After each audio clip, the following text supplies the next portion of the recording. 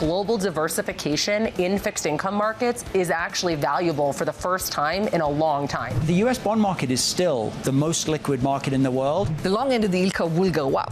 The 10-year is doing its job. If we could get ahead of our fiscal policy problems, I think we could calm the bond markets down. Bloomberg Surveillance, live from Davos, with Jonathan Ferro, Lisa Abramowicz, and Annmarie Hordern. Live from Davos, Switzerland this morning. Good morning for our audience worldwide. Bloomberg Surveillance starts right now. What a week at the World Economic Forum, where national leaders have been convening for the last several days. The most accurate forecaster of the week, the Finnish president, Alexander Stubb, asked earlier this week what would happen with Greenland by the time we got to the end of the week, and he said things would be diffused. They would stabilise. That is exactly where we are so far this morning. Equities rebounded yesterday, and Lisa, some follow-through so far this morning. Yeah, and you're seeing it in a broad-based rally across the U.S., but also very much in Europe, because no troops going into Greenland. We learned that. There are going to be no tariffs on Europe come February 1st. A real question, though, is everything back to where it was before Davos? And the answer for a lot of people is maybe not. There is a clear feeling of ill will among a lot of European officials here. Let's see if that carries out into action at their upcoming meeting. It's important to frame how we got to this place. I think a lot of people might wake up and conclude, looking at the comments from the president yesterday evening and earlier on again this morning, and say this is another case of the president's so-called chickening out. I think that would be unfair. An unfair characterization as to what happened this week. What happened this week? This was the first time that G7 allies had really had enough and started to push back. We saw that from Canada. We saw that with France as well. The president was this close to crossing a line. It's a great point, Jonathan. This just wasn't a classic taco, as you would call it. Trump always chickens out. And the difference between how the G7 and European leaders acted here in Davos than in prior events that I have traveled with the president is that they did it publicly. You always hear they're pushing back at the president, but that is behind the scenes. Here, they took their moments, whether speaking to the press or at global stages to address the forum, pushing back at how the United States is handling in what many would call a new global order. The question you've got to ask, Lisa, now is, does that set the stage for how this relationship will be for the remainder of the president's second terms? When he pushes, are we going to see a lot more of the people on the other side pushing back? I was struck by something that Rishi Sunak, the former Prime Minister of the UK, said this morning when he said it's clear that we need more hard power, because ultimately it's clear that that's what speaks volumes in this type of rhetoric. Soft power doesn't work in the same way, and that's why you're going to see all these additional investments in military equipment in the Euro region and beyond. It is clear that something else speaks volumes in this new world order, as Mark Carney was talking about. That's a shift, and that is material, and you really can feel it tangibly here. Got a fantastic lineup here at Davos, Switzerland throughout this morning. We'll be catching up with the U.S. Energy Secretary, Wright, the U.S. Commerce Secretary, Howard Lutnick, and the Bank of America Chairman and CEO, Brian Moynihan. Lots of questions for him, including the upgrade to the GDP forecast that came from Bank of America and the economists in the research department in the last week. And I think it's important to point this out, that when you speak to business leaders, away from the volatility in international relations, they are very bulled up on the outlook for America this year. And this, to me, is the dichotomy, because on one hand, you hear European leaders talking about how they need to just diverge from the United States, move away from it. And then you talk to business leaders, Sarah Giramati with you, UBS, you can't. There is no other like the United States in terms of momentum. And you see that with business leaders, too, saying, look, if you look at AI, you look at growth, you look at the consumer, it is very strong in the United States, and you have to be exposed. Katie Koch, I think, framed it quite nicely. The difference between selling and buying less. And I think she framed it so well when she said, ultimately, you'll just see people buying less. And that's the diversification story that might develop in the years to come. It doesn't actually mean that people are sell America. It's what a lot of people on this program have been talking about, global diversification. You just want to make sure you have other assets elsewhere. And the place to be right now, everyone is just pouring into, has been what? Precious metals, gold, and that has been a continuous theme from last year that is carrying over to 2026. So we check out gold. New forecast over at Goldman Sachs. What are we? 3 weeks into the new year. Unbelievable. Got a new year-end forecast over at Goldman Sachs. Yeah, coming out and saying not 4,800. They're talking about 5,600 for the year-end total per ounce for the precious metal gold. It is notable. It is just 3 weeks into the year, and they are already upgrading the forecast. Why? Because it's not just global central banks that are diversifying into the precious metal. It's now institutional investors. It's now retail investors, and they tend to be stickier and longer lasting. And suddenly you've got central bankers that are competing with the retail investors for a limited supply. And this really is a dynamic that's helping to boost up prices. And also why, guys, it's a Trump news cycle.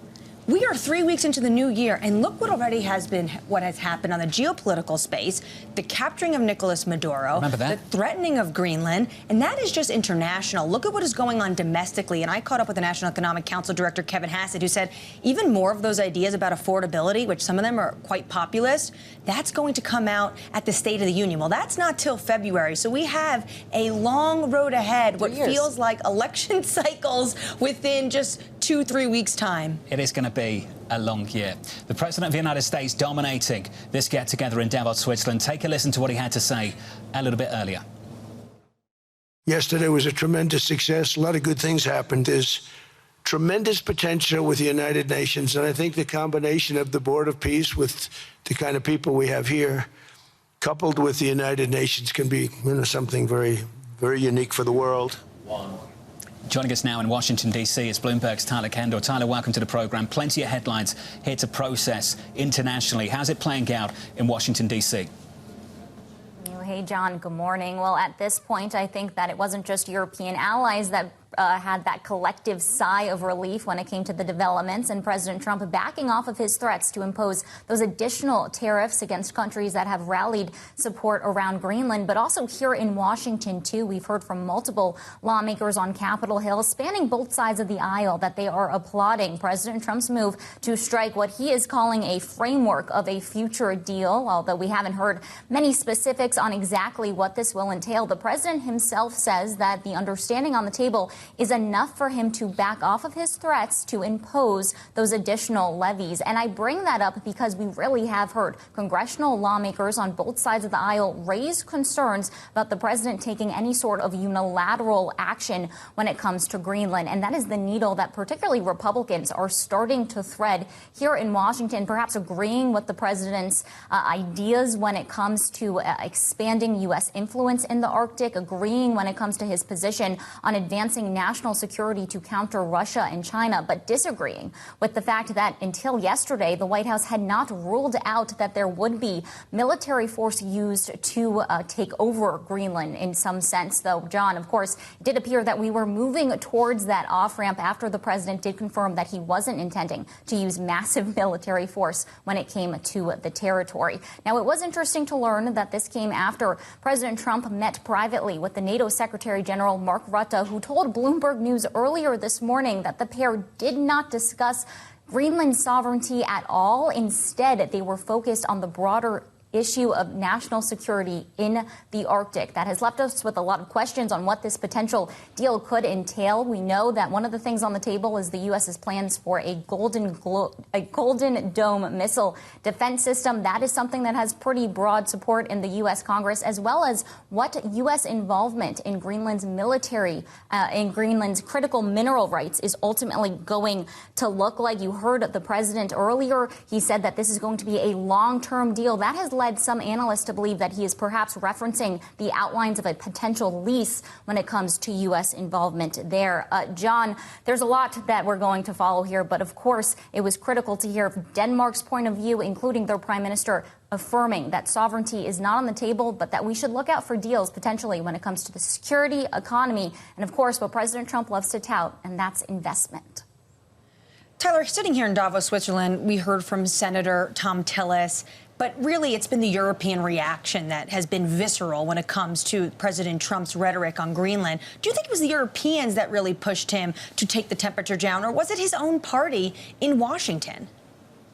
Well, it's probably a combination of the two, Anne-Marie, though, of course, we really did see our European allies take this strong stance, including the fact that there are still some open questions about what some of the ramifications from the escalation over the last week are going to entail, including that the European Parliament had delayed ratifying the U.S.-EU trade deal in the wake of this and were planning their own retaliatory tariffs that we know were already in part queued up because of prior escalation with the Trump administration. inflation. We've also seen this dovetail into other issues too, right? We saw a stark confrontation between President Trump and the French President Emmanuel Macron that resulted in President Trump threatening that 200% tariff against French wine and champagne. But that didn't just have to do with what was escalating rhetoric over Greenland. That also had to do with the Board of Peace, which we saw earlier this morning, President Trump on stage ratifying that agreement with their signatures, and concerns from our European allies that the issue of Greenland is now taking away from another critical issue on the table, and that is what is going to happen in Ukraine, including the fact that the U.S. had invited Russian President Vladimir Putin to play a role in this Gaza Board of Peace, and the concerns that this is going to extend into other international issues. Of course, a big headline this morning was that President Trump says that he wants the Board of Peace to work in, quote, conjunction with the United Nations. Annmarie, as you well know, Special Envoy Steve Witkoff told you that they do think that they're about 90% there when it comes to a potential peace agreement. Ukrainian President Zelensky has landed there in Davos for this highly anticipated meeting with President Trump, though we still know there are a lot of big sticking points, particularly when it comes to territory, as Steve Witkoff and the president's son-in-law, Jared Kushner, get ready to head to Moscow for another round of negotiations with the Russian President, Vladimir Putin. Hey, Tyler, great work as always down in Washington, D.C. Tyler Kendall. Very much the last 24 hours, I think, defined by what didn't happen rather than what did. Didn't really talk about tariffs. That deadline for credit card interest caps, that's kind of come and gone. And Lisa, we're sitting here today and I've got no idea what the future of that policy is. But I imagine for the bankers here in Davos, Switzerland, they're happy. It's hardly been talked about. Yeah, they're happy that their focus has been on Greenland and other things and tariffs. And their focus really has been taken off the domestic. I'll add to that home affordability, housing affordability. We were expecting to have a speech about Fannie Mae and Freddie Mac and exactly how they were going to lower prices. That was just a footnote. And then we found out from the administration, expect more details maybe next week. So the temperature has been taken down on a lot of domestic issues. Very much in the focus is the geopolitics of the moment and just whether the United States has caused a permanent breach in the relationship between the U.S. and Europe. To use the Prime Minister's words, Prime Minister Carney, a rupture, not a transition. It's been a big week. It's been a huge week, and the president really focused on foreign policy while he's here, and you have to wonder how much is this going to resonate with Americans back home. The polling on Greenland for the administration has been not helpful for them. About 80% of Americans do not want the United States to acquire Greenland. Maybe they're open to some deals, but the president has a view of it's better to buy, or why rent when you can buy. But for now, it looks like there will be renting and negotiations in earnest potentially happening. When it comes to affordability, I guess we have to wait until the State of the Union, according to Kevin Hassett, with things like housing. When you mention credit cards, though, Jamie Dimon was quite spicy on credit cards. Love that take. You see that? And he gave a dig to Senators Bernie Sanders and Elizabeth Warren, individuals who have pushed for a 10% interest rate cap, without naming their name, but maybe, try this. If you think it's such a good idea, try this in Vermont and Massachusetts. See how it works out. That's the message from Jamie Dimon at JP Morgan. We'll be talking about some of these issues with Brian Moynihan of Bank of America later on this morning. It just feels like in the last 24 hours, we've just turned the volume down just a little bit, but the issues have not gone away. Let's give you an update on stories worldwide this morning with your Bloomberg Brief. Let's cross over to Vonnie Quinn for more. Hey, Vonnie. Hey, John. Good morning. President Donald Trump launching his Board of Peace initiative today in Davos, which he says will promote geopolitical stability. The president adding the organization would, quote, work with many others, including the United Nations. Trump was joined on stage by founding members of the board, including Argentine President Javier Milei. A major reversal from President Trump when it comes to Greenland. The president saying he won't impose tariffs on goods from countries that oppose his plans to gain possession of the island. He says he's reached a framework of a future deal after a meeting with NATO Secretary General Mark Rutte. Secretary General Rutte says Greenland's sovereignty was not part of the discussion. Bank of America CEO Brian Moynihan was left off the invite list for a reception honouring President Donald Trump last night in Davos. The Financial Times reporting Moynihan was the only CEO of a major Wall Street bank not to be invited. It marks the second time the White House has left Moynihan out of such a gathering. Moynihan, though, will join the surveillance team in Davos at 8:30 a.m. Eastern. And that is your Bloomberg Brief. Sending it back to you guys in Davos. John. Hey, Vonnie. Appreciate it. More from Vonnie in about 30 minutes' time. Up next on the programme, we'll catch up with Per Franzen, the CEO of EQT, the world's second largest private equity firm.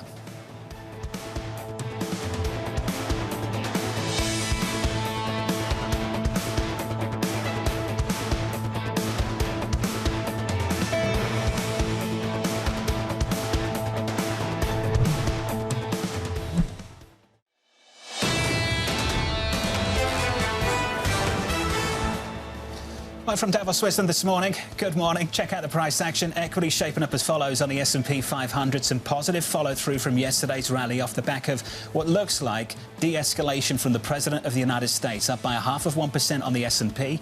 Least on the Nasdaq, up by almost 1 full percentage point. Yeah, and you have to add to this, not only did the temperature get taken down here, but the temperature also got taken down in Japan. And we should just note that, since a lot of people were talking about that driving the bond market move, and you are seeing a bid into bonds once again. So all of this helping to fuel a more risk-on feel in equities. Should we turn to the bond market, 2s, 10s and 30s? I have to say it's gone a bit snoozy again in the bond market, hasn't it? Check it out. Yields really not doing much at all. How much of it was about Greenland? How much of it was about Tokyo, Japan and the JGB market?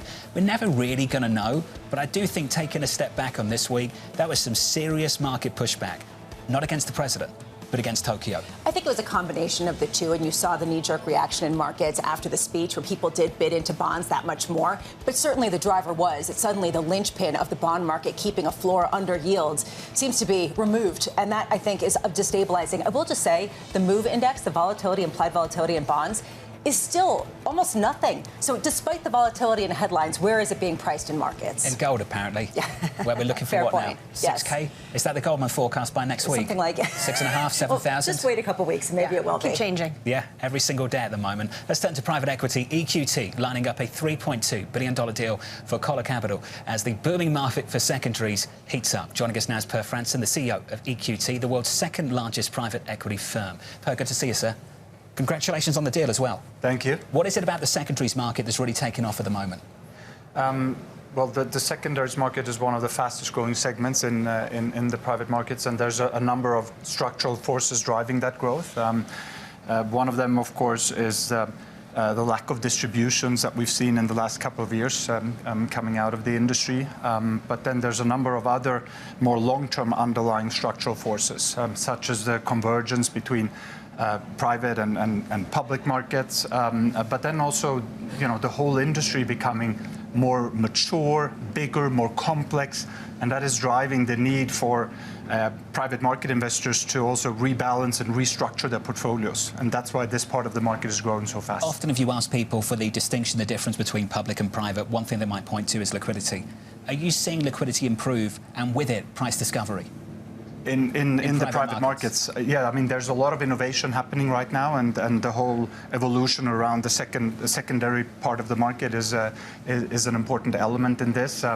There's the trend around continuation vehicles, but then also the emergence of many, private wealth-focused open-ended structures that also provide liquidity on a more regular basis. But I would say if you enter the private markets as an investor, you should be prepared to be invested for longer. Is there a greater degree of skepticism as you meet a growing number of investors, whether it's in the Middle East or elsewhere, about investing in private equity because there haven't been the same kind of exits that they had been expecting? There weren't the same kind of dividends that they were promised at the outset, particularly for the 2020 and 2021 vintages.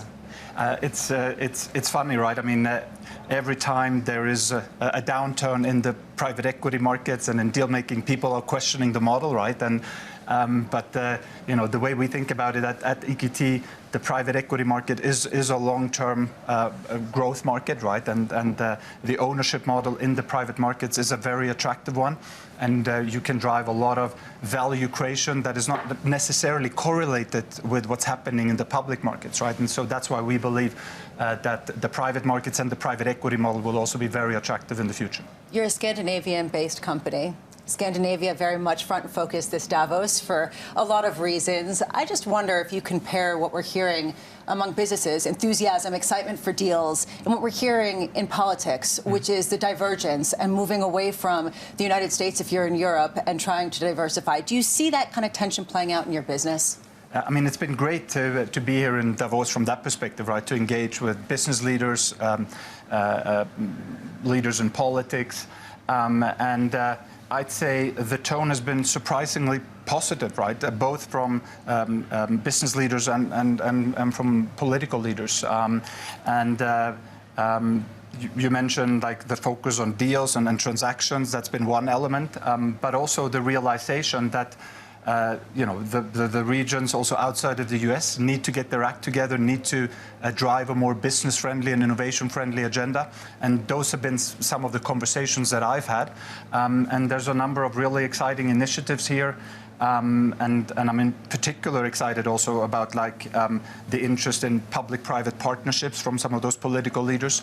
So I think all of those are aspects in relation to what's happening in the world. Given what's going on in Washington and some would call unpredictable policies, do you actually find that you are getting more investors excited about you? Because to Lisa's point, you are outside the U.S. Do you have a leg up now on U.S. competitors?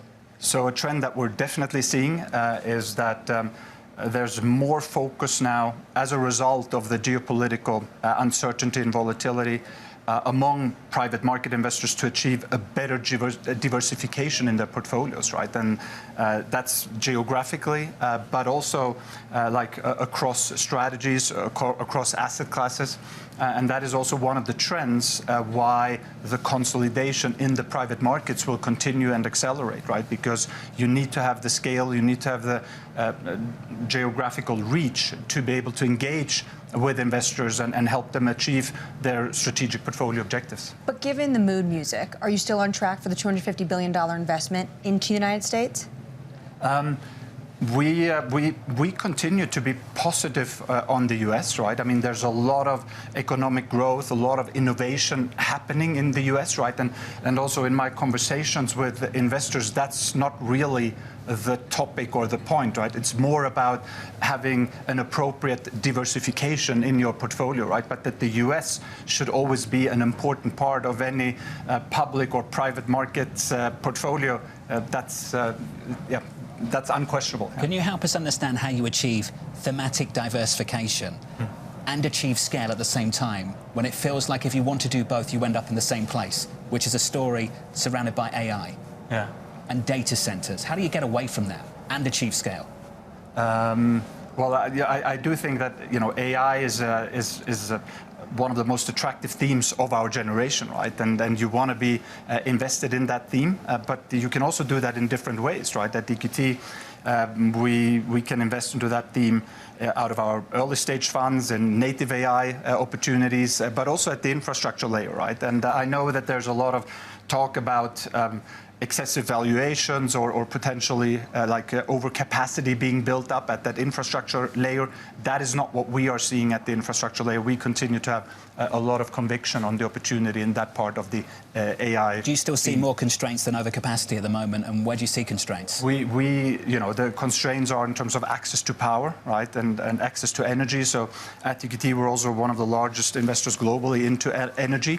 And so combined with some of the data center investments that we have, we can have really strategic conversations with some of the hyperscalers. And the demand for AI compute, vastly still is much higher than the capacity that we see in the market right now. It's amazing how quickly these tech companies have just become real estate developers, isn't it? Well, that's what a lot of people say, particularly for some of the neoclouds, et cetera. Question is, will all that real estate be necessary in the same kind of way, maybe in 10 years? And are they the right guys to manage it? Given they haven't managed assets at all, really, for the last decade. I think they can find some people who will manage it for them. Okay. I think that they probably can here. I get it. Thank you, sir. It's good to see you. Thanks for having me. Appreciate it. Thanks for dropping by. Congratulations on the deal. Thank you. EQT Partners CEO Per Franzen there on the situation with AI and the need for diversification. Yeah, and increasingly diversification, the conversations we've had, means to diversify outside of the United States. But the idea that you brought up of how do you diversify away from artificial intelligence, the answer is it just depends where you go within artificial intelligence. You don't try to get away from it because it will be one of the bedrocks of our economy. To Annmarie's question, if you want to invest a lot of money right now and you need to deploy capital, if you take the United States out of the situation, it's quite hard to find those sized opportunities out there outside of America. Which is the reason why nobody's saying outright, except for a Danish pension fund, we're selling entirely. That said... What are they selling? Right, 100, yeah. Right. Okay. Not very small. Apparently Greenland is also looking at doing that. But the issue to me really is, what is the extra premium on U.S. assets as a result of this sort of slight shift? It feels like things have changed. It does. We'll get into it. Up next, the Stifel CEO, Kruszewski, on the outlook for M&A. Plus, we'll get you some morning movers. We'll touch base with Danny Berger in just a moment. From Davos, Switzerland, you're watching Bloomberg TV.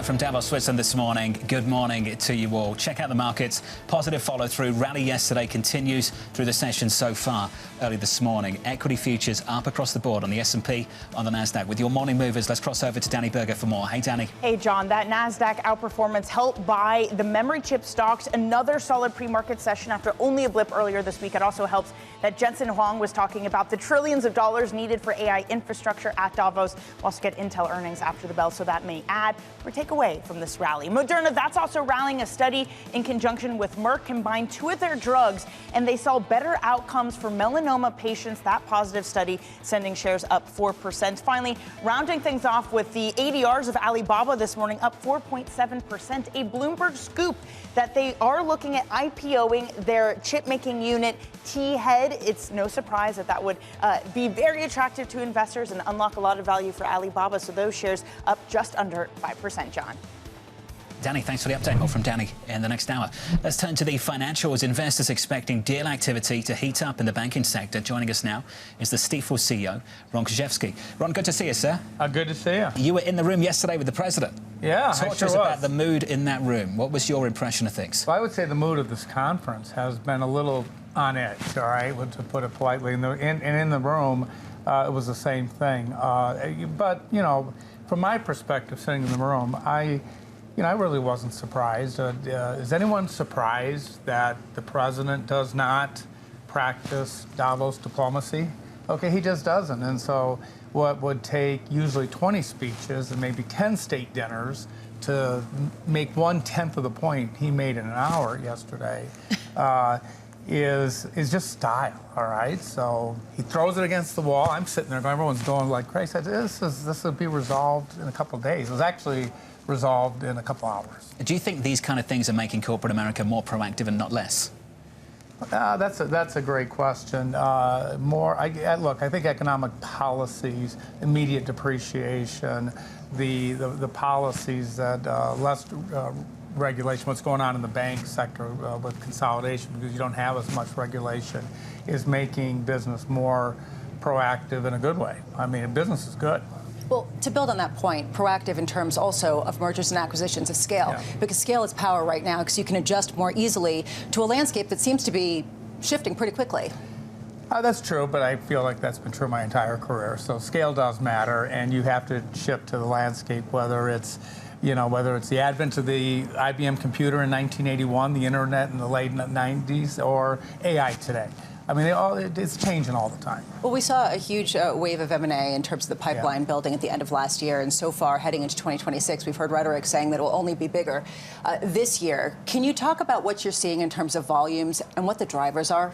Well, the drivers, first of all, it's confidence.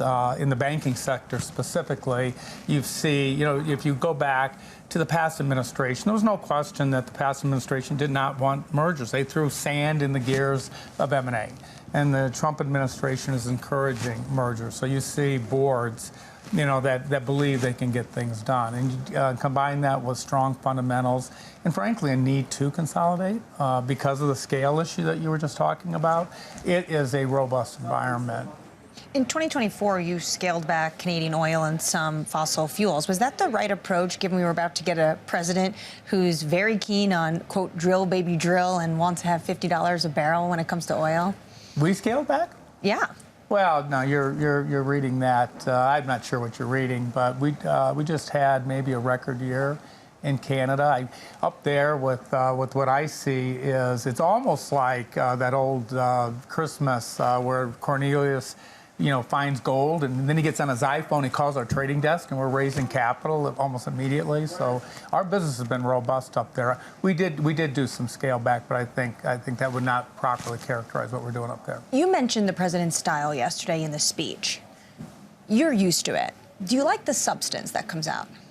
Look, as I said, the substance and the policies, you can even disagree on many policies, okay? Well, Democratic versus Republican, start there, all right? We're going to start 50% of the people are not going to like something that you say, no matter what you say. And so the substance and the economic things I do like.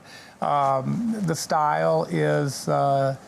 frankly, it's effective in many ways. I mean, people, they were literally surprised. And I sat there and said, you know what he's going to do? He's going to throw it against the wall, and you all are going to react crazy, and then he's going to come and say, okay, what do you want to do? Let's make a deal.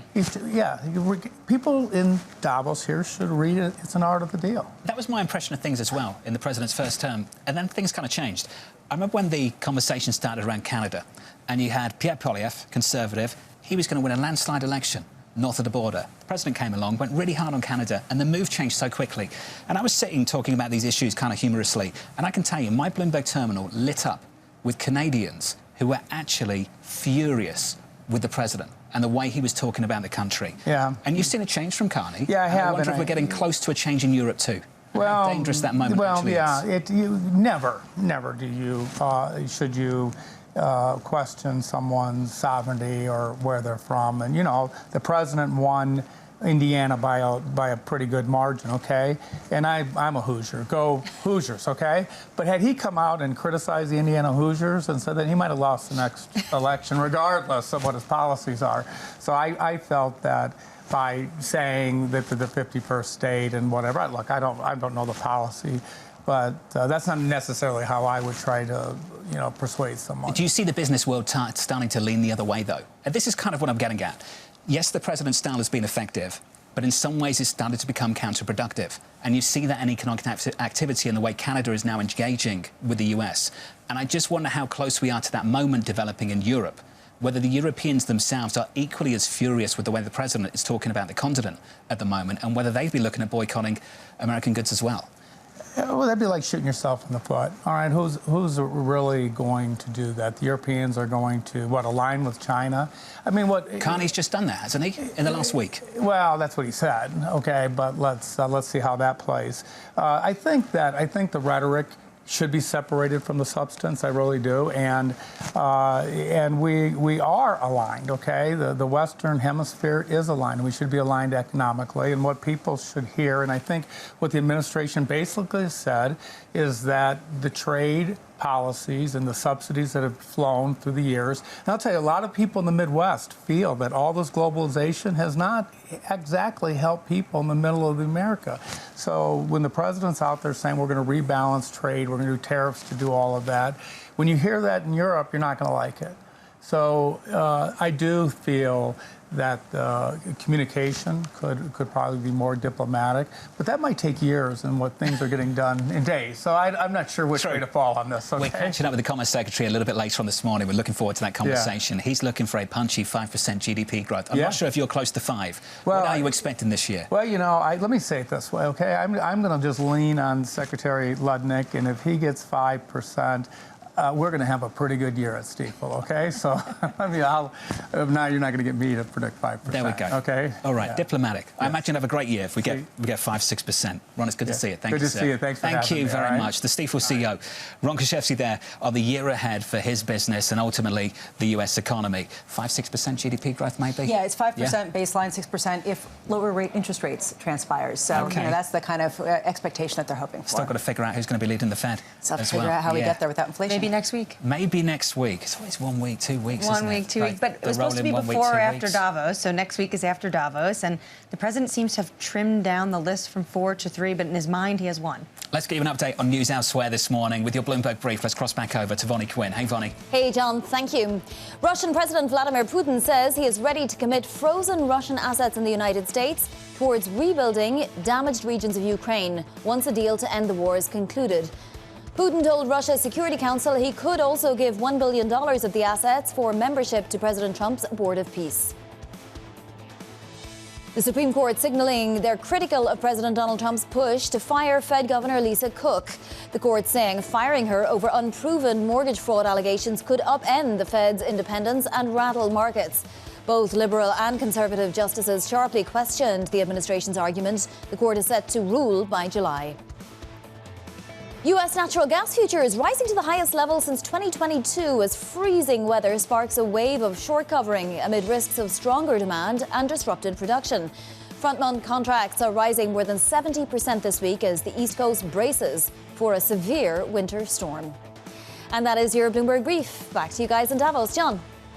Vonnie, thank you. More from Vonnie in the next hour. Up next on the programme, momentum in private equity.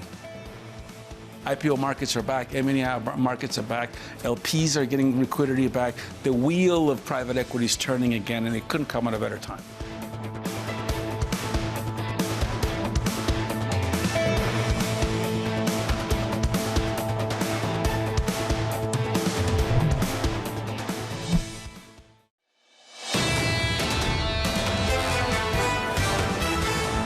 Live from Davos, Switzerland this morning. Good morning. Positive follow-through. That's the story so far in the equity market. Stocks higher again by 0.5% on the S&P 500 as the president, according to many, de-escalates the situation. After escalating the situation the week before, the Nasdaq higher by 0.8%.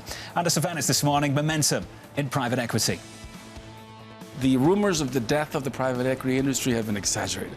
2025 was already the second highest exit year for our industry. $1.3 trillion were returned to our LPs. That's 80% of the peak of 2021. Our bet is this year we'll surpass 2021. IPO markets are back, M&A markets are back, LPs are getting liquidity back. The wheel of private equity is turning again, and it couldn't come at a better time. Joining us now, a good friend of this program, Steve Pagliuca, private equity senior advisor at Bain Capital and the founder and CEO of Pax Group. Steve, my friend, it's good to see you, sir. Hey, great to be here. Thank you for being here. You've seen it all. You've seen a lot of cycles. Where are we in this one? Wow, it's interesting. Where we are is maybe I hark back to 1999, 2000, although I think this one's going to be sustainable. I drew a triangle back 25 years ago, honestly, that had a computer, and personal computers first came out in 1981. On one axis, it had the telephone, and it had a convergence of data, the telephone, all into one device, and the internet was the other triangle. Now I think the triangle, and the Davos has really emphasized that, is AI, energy, the need for energy to supply the AI, and I think a hidden one that's starting is quantum computing, which will lift it up another level. And so that's really going to drive growth for the next 3 to 5 years for sure. Comparing those two stories, where we were 26, 27 years ago to where we are now, what makes this more sustainable? Well, I think it's more sustainable because the opportunity is even larger. They've made such progress in AI. We have shortages of chips. All the tech companies that Bain Capital invests into, the stocks are way up, the orders are way up, and they're planning on spending over $1 trillion in the next 3 years just on that alone. So that's going to buoy things. So I don't think we'll see a massive correction. And the companies that are doing it or funding it are well capitalized. So that's the difference between 1999. There was all small companies, venture-backed, and some won, some lost. And then you had a kind of a temporary crash. Right now, they're all well capitalized. And it's existential for them. They really can't stop the spending, even if the return is not great, because if one wins, it's going to hurt the others. So it's existential for those kind of big 7 companies out there. I know that you spend about 2/3 of your time working with biotech companies, the new technology, and how it affects it. And it strikes me that policy has an increasing focus on affordability and lowering prices of things like pharmaceutical drugs at a time when you need a lot of investment in order to deploy some of this technology in the ways to get all those chips. How do you balance that sort of tension? Well, we've had that tension for the last 20 years. So someday it may happen, but what's happening now is that the kind of the curve to bring out a drug is really shrinking, and you can now simulate clinical trials, you can simulate organs, and you're going to see that coming into effect in the next 3 to 5 years and cutting the costs down, which will then, I think, cut the prices you have to charge to get your payment back. Do you see the United States still at the forefront of this, or is it shifting in terms of just the development of some of these drugs, but also just the software and the hardware that's necessary? I think the U.S. is still ahead, but China's been making great strides both on AI and in biotech. So it's the race between the two again. Steve, can we talk about sports? First thing I said to you, crushing defeat up last 1-0 night. at one point. What happened? I don't know. I feel bad for the team. It was one of those. That's why football is so exciting. If you look at all the statistics, we should have won the game 4-0. We had 16 shots versus 4 shots, everything on target. Just nothing went in, and they made some incredible plays. So you've done some incredible things with Atalanta Football Club. I saw Alex Del Piero downstairs about 2 hours ago, Italian legend. He was legend. In the mix of the peak of Italian football, which He's was incredible. The 90s through to the early 2000s. How do we get back to that? What do the Italian clubs need to be doing to change that story? Well, they are. There's now probably controlled by Americans and foreign companies, 10 or 11 things. that we brought statistics in, we brought more digital marketing, and so really they're in the beginning phases of that, and the league's very popular, and the games are all close, and so I think there's a great outlook for Italian football. Congratulations, sir. Apologies for the loss yesterday, but I think you've got a great season ahead of you. All right, another day, and we're on to the next game, Steve, it's good to see you. Thank you, sir. Great to be here. Steve Pagliuca there, the PAX Group chair. I'm pleased to say we can now cross over to Bloomberg House, happening right now. The Argentinian president, Javier Milei, sitting down with the Bloomberg editor-in-chief, John Micklethwaite. Let's take a listen. After the monetary disaster of the previous administration, which printed money in an amount equivalent to 28% of GDP, and all the more so during the last few months before they left office to win the election. You know, this is the sort of sequence that prices follow that I'm going to explain. Let's suppose you have a fall in money demand that leads to a leap in the exchange rate, and that leads to an increase in the price of tradables, then in wholesale prices, then retail prices, and then wages, of course. If you have spent almost 90 years with that sort of dynamic, it's quite likely that people will think that if the exchange rate goes up, then the prices will go up too. So I won't get angry because of the way people form their expectations, because, I mean, they've been proven right for 90 years. So what we are trying to do is to understand that people can build expectations that way, and we understand that volatility in the exchange rate can translate into price volatility.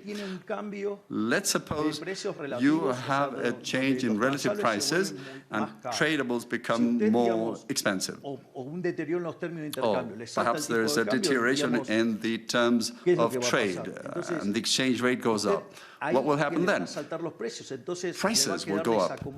So you will see a mismatch between the price level and the money amount, and the economy will slide into recession. We understand the problem of volatility. So the exchange rate within the band is free. It is free. Within the band, it is free. And the bands only serve the purpose of showing to the people that the exchange rate will not be just any exchange rate. So then they learn how to float, and they lose the fear. So that's the role of bands, to limit the volatility. But when do you think this year you will be able to say you have learnt, you have discovered what the that freedom is like? Now try it properly and float. Let's float the peso. What is the timing? Well, from my point of view, that will be when we've finally cleaned up the money overhang.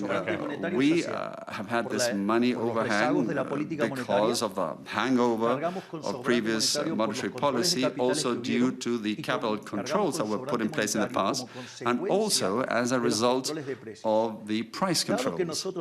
Since we have set and fixed the money amount, and we only now print against new demand, at one point local inflation will converge towards international levels, which means that at that point you have managed to clean up the money overhang and will be in a position to let the peso float freely without any sort of trouble, because along the way the agents will have learned. And if there is exchange rate volatility and they want to translate that into the domestic prices, they will have to face Menge's worst face. They will have no demand and will have Can I ask you, to deal with it. The other big test, and it's a fairly simple question, is the international loan markets. You have raised money at home, domestically, but as you know very well, when your predecessor defaulted on the foreign bonds, and so the question's very specific. When will you go and raise money in New York or outside Argentina?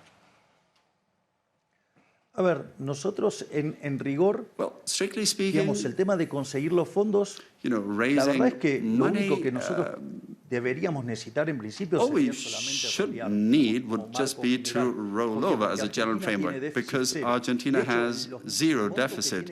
In fact, the amount related to interest is paid by Argentina out of surplus. That's the first point. And through the Tax Innocence Act, we hope to really boost and develop the domestic capital market.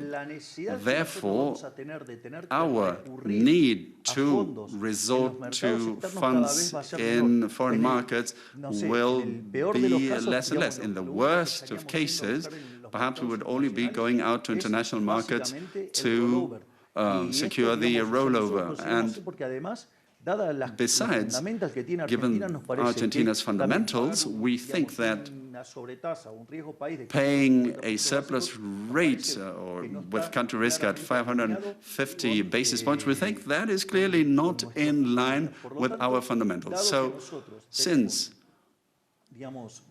we have a very low debt to GDP ratio because most of the debt is within the public sector, and we have achieved fiscal equilibrium, we will need less and less access to capital markets aside from the rollover. And with the development of the local market, we'll be able to pay and bring down the exposure. It's not something that, given our fiscal performance, should be a great concern. I would be worried not to have large enough Argentina. Last year, you famously got a $20 billion swap line from the US, a big success. When you got it, Scott Bessent, the Treasury Secretary, said that you had committed to, as he put it, to getting China out of Argentina. And you have always been very critical of China, but as you know, China still has a space station in Argentina. You still have a swap line with China. What does getting China out of Argentina mean to you? Desde mi punto de vista, el planteo que hizo Scott In my Bessent view, está en perfecta línea what Scott Bessent said is well in line with the thinking of the United States administration, and this is a matter related to geopolitics. The United States does trade with China, and the way we see it, China is a great trading partner. It means a lot of opportunities for us to expand markets. So that is not any source of conflict. When the geopolitical time comes, do you have any doubts as to where Argentina stands? China doesn't have a space station in the United States, the last time I checked. It does have a space station in Argentina. Eso no está probado. Well, that's not proven. Well, China doesn't. I will ask President Trump whether the Chinese have a space station there. But in general, you know, when you were a candidate, you were very critical of the Chinese. But let's put it this way.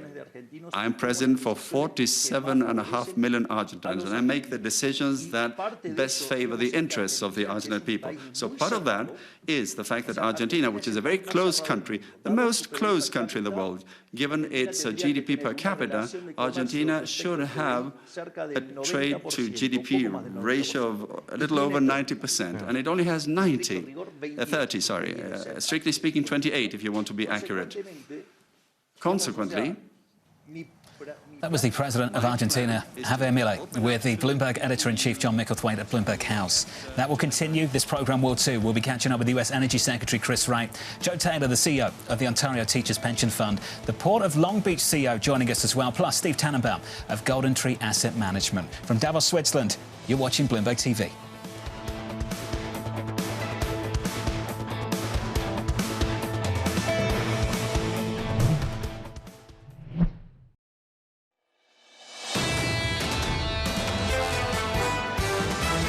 The dynamics of doing business today are quite complex. After 20 years of financial repression, we're back to live markets. It is a more volatile, uncertain environment. The market's probably going to take off again. We still see a lot of upside opportunity in U.S. markets. Bloomberg Surveillance, live from Davos, with Jonathan Ferro, Lisa Abramowicz, and Annmarie Hordern. Live from Davos, Switzerland this morning. Good morning for our audience worldwide. The second hour of Bloomberg Surveillance starts right now, and your scores look like this in the equity markets. Some positive follow-through from yesterday's gains on the S&P 500, up again by about 0.5%. The takeaway from the last week or so, we came into the week, and the tension between the Europeans and the president was like right up here, and now it's right down here.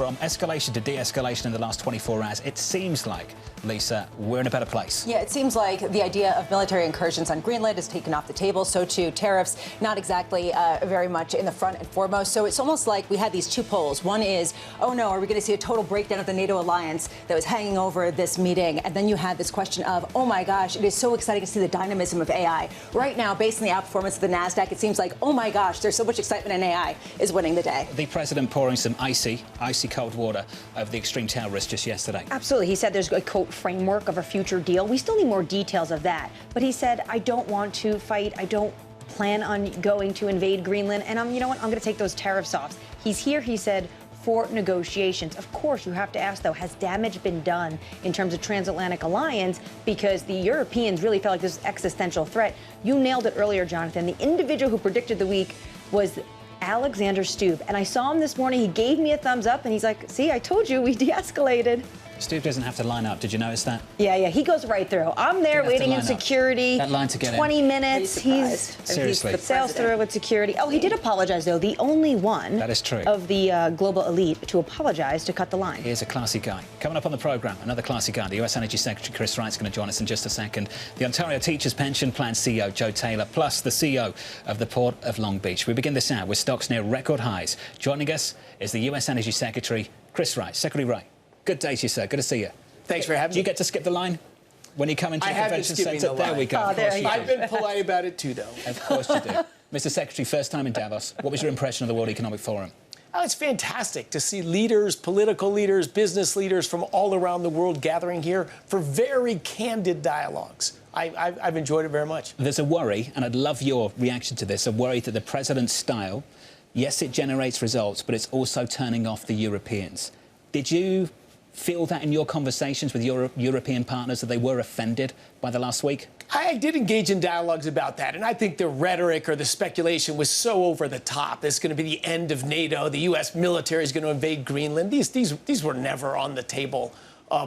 The president, since his arrival in office, has been how to strengthen NATO, how to get increased defense spending, how to get increased trade and cooperation between our countries. So he's here to strengthen NATO, increase the security we have against the foes that are rising in the world. Yes, he has a different negotiating style, and he gets different results. I just came from the Peace in the Middle East event. Like, the conventional approaches don't deliver unconventional results. President Trump's about delivering results. And yeah, that's a different style. The speech has been about self-resilience, and that's been very much the tone coming out of the White House, the idea that every nation needs to look at what it has and really build that up. And that's one reason why the focus has been on oil. I just wonder, do you feel like prices where they're at are supporting the U.S. shale industry that usually operates at a higher price point? Do you think that this push to produce more oil is actually harming the U.S. shale industry? Well, first of all, the president has one constituency, and that's the American consumer. You know, businesses have to compete to be the best supplier to consumers. But at the end of the day, the point of a free market isn't to help or protect businesses. It's to serve consumers better. And I remember 10 years ago, the shale companies struggled because oil came down to $80. And before it was $100 and their profitability wasn't great. They've continued to innovate, continued to drive down, break down prices. U.S. oil production is at a record high right now, as is natural gas production. Do they have to continue to innovate and drive down costs? Of course so. But that's what American business does. At what point, though, does some of the oil, say, from Venezuela start to cannibalize from what the U.S. is producing at home? Something that some people are worried about, whether it takes up space at refiners or whether it just lowers prices in general at a time where they're already struggling to innovate fast enough to keep up with where prices are. It's a challenge, but I would never underestimate the American oil and gas business or Americans across the sectors. So I don't worry so much about that. And of course, it's a different kind of crude that comes out of Venezuela. And a lot of our refineries were built to refine this heavier, more viscous crude. We produce that light, sweet crude in the United States. It's a good combination. But when you have lower energy prices, you also have faster economic growth, which means faster demand growth. There's always feedback effects here. We're going to see faster, not just U.S. growth, but global growth because of lower global energy prices. In fact, one of my messages here in Davos, talking to the European nations, the EU was a similar size economy to the United States in 2010. They pivoted, focused on climate change, forgot what energy is used for, and they've had very little economic growth. We were both 25% of global consumption just in 2010. Today, the U.S. is 28%, and the EU nations are 18%.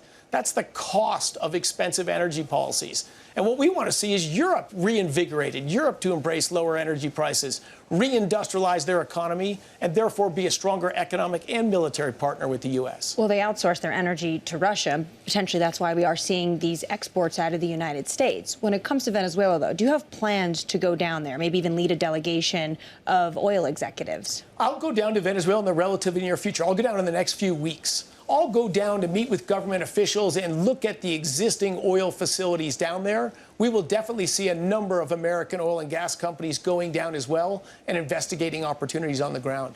Who are you going to be going down with? I imagine you're on speed dial and have constant conversations with Mike Wirth, the CEO of Chevron. But is it Darren Woods potentially feeling a little bit better? He did call it uninvestable, Venezuela, when he met with the president recently. Well, that's a backward-looking comment, right? Because, of course, for 10, 15 years, it has been uninvestable. So this is about looking forward, about where we're going, and who are the early movers going to be in an environment that's better today than it was a month ago? But is it fully rule of law, democratic, thriving society? Again, of course not. This is a process. We're only 3 weeks into it.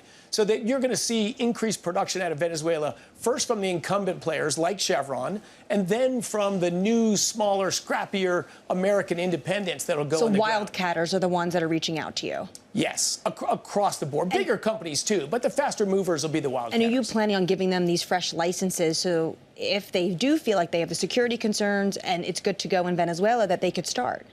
Absolutely. They will start, yes. And we will move OFAC approvals for anyone that wants to go down there. We're going to let the marketplace decide that. I'm not going to choose or pick among companies. But we're going to certainly open up that opportunities together with the interim authorities in Venezuela right now. We're going to open up the opportunities to grow oil production in Venezuela. Good for America, good for Venezuela. Not choosing and picking is an interesting one, because we have seen the administration choose and pick certain companies to develop things. Why is this a different moment? Well, look, to do things short and quick, to immediately market the crude out of Venezuela and get money flowing as fast as possible, you got to make choices then. So immediately, when you have an immediate objective, you got to make decisions.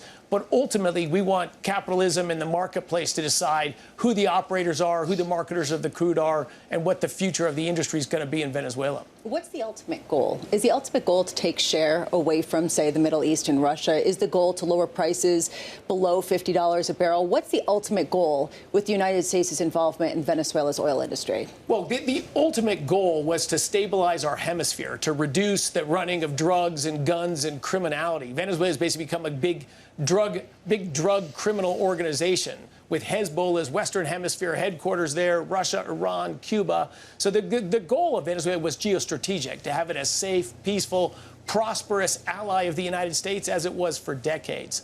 And as part of that, the tremendous resources Venezuela has in oil, for sure, that's going to be a large part of their economy growing and all that. And is more Western Hemisphere oil production good for the United States and good for the Western Hemisphere? Sure, but it's good for the whole world. Secretary Wright, do you think you can work with Delcy Rodriguez?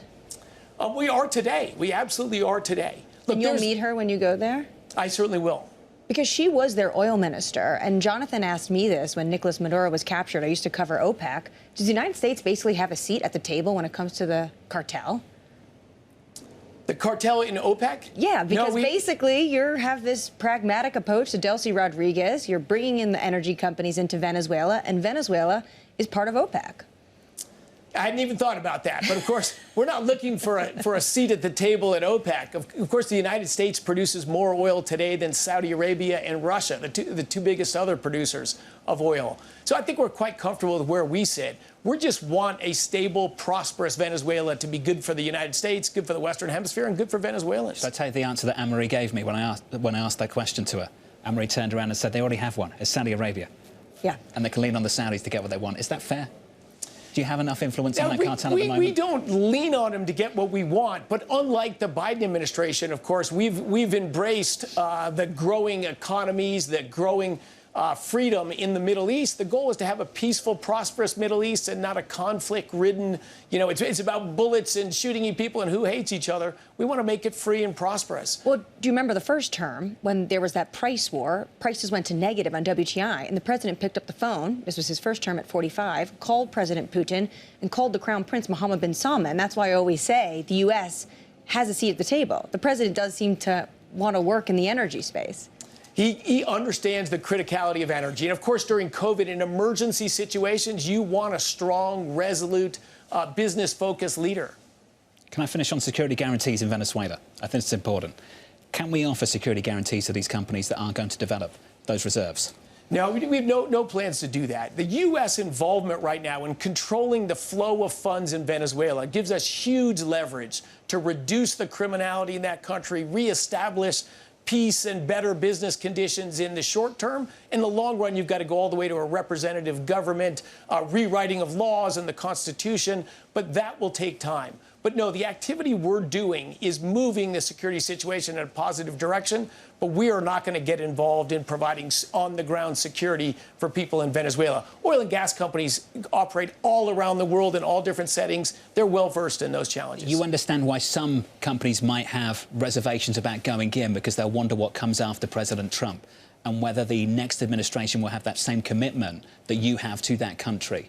Of course, it's an evolving environment. This is not for everyone. There's always different risk and reward situations at times, which is why the wildcatters will move first. The bigger, longer term, tens of billions of dollar investments, they're going to wait till there's more clarity in that environment. But fortunately, with Chevron there, with Repsol there, with Eni there, with Shell right next door, we already have big incumbent players that are ready to grow their investments. Mr. Secretary, too generous with your time. We appreciate it. Thank you, sir. Thanks for having me. Thanks for being here. Thank you, sir. The US Energy Secretary, Chris Wright. Let's get you an update on stories elsewhere this morning with your Bloomberg brief. It's Vonnie Quinn. Hey, Vonnie. Hey, John. Thank you.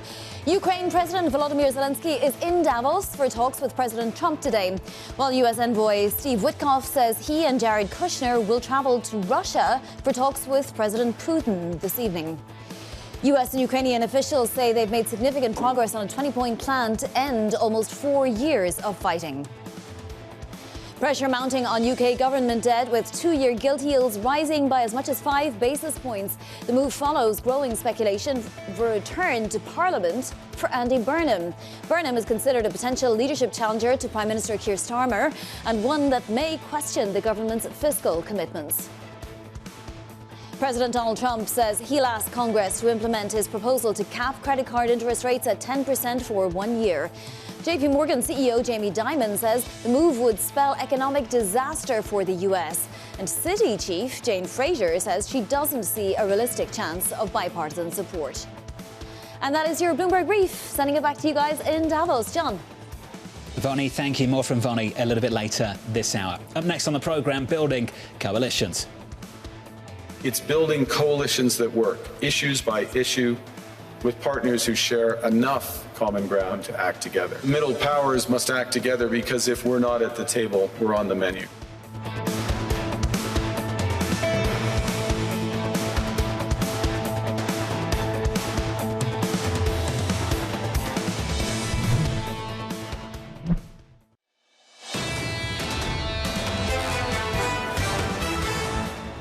We're counting you down to the up and about from Davos, Switzerland. The situation improving after the words from the President of the United States to this forum at the World Economic Forum just yesterday. Equities up and higher again this Thursday morning, up by 0.5% on the S&P, on the Nasdaq, up by 0.8%. But has there been a rupture? According to the Canadian Prime Minister, there has. Under surveillance this morning, building coalitions. It's building coalitions that work, issues by issue, with partners who share enough common ground to act together. What it's doing is creating a dense web of connections across trade, investment, culture, on which we can draw for future challenges and opportunities. Argue the middle powers must act together because if we're not at the table, we're on the menu. And joining us now to discuss is Joe Taylor, the President and CEO of the Ontario Teachers' Pension Fund Plan. Joe, it's good to see you. Thanks for being here. Thank you, Jonathan. I'm sure you heard that. It was a very blunt and assertive speech. We've heard from the Prime Minister of Canada a few times this week. What was your reaction to some of the things he had to share? Well, in Canada, we're trying to do a few things. Clearly, we need to diversify, trade particularly. I think also he is trying to align with the European countries as well as some other countries in terms of trying to put up a fairly robust approach towards NATO, Greenland as it was at that point. So, you know, to me, what we're trying to do is reinforce some old characteristics of, you know, we work with people in a collaborative fashion to try and make the most out of the opportunity. Very similar to what we do at Ontario Teachers. I mean, we've got a long history, as you know, of 35 years of working with partners who actually have particular expertise and skills that they can bring to the table with us. And whilst we invest on our own, we can always learn more and learn from smart people who are in the country and know how to navigate. Well, let's talk about how you're navigating the United States at the moment. Have you been diversifying? Have you been cutting your dollar exposure, hedging it? What have you been doing? Now, you asked me this question a year ago, so I want to make sure I'm actually on point.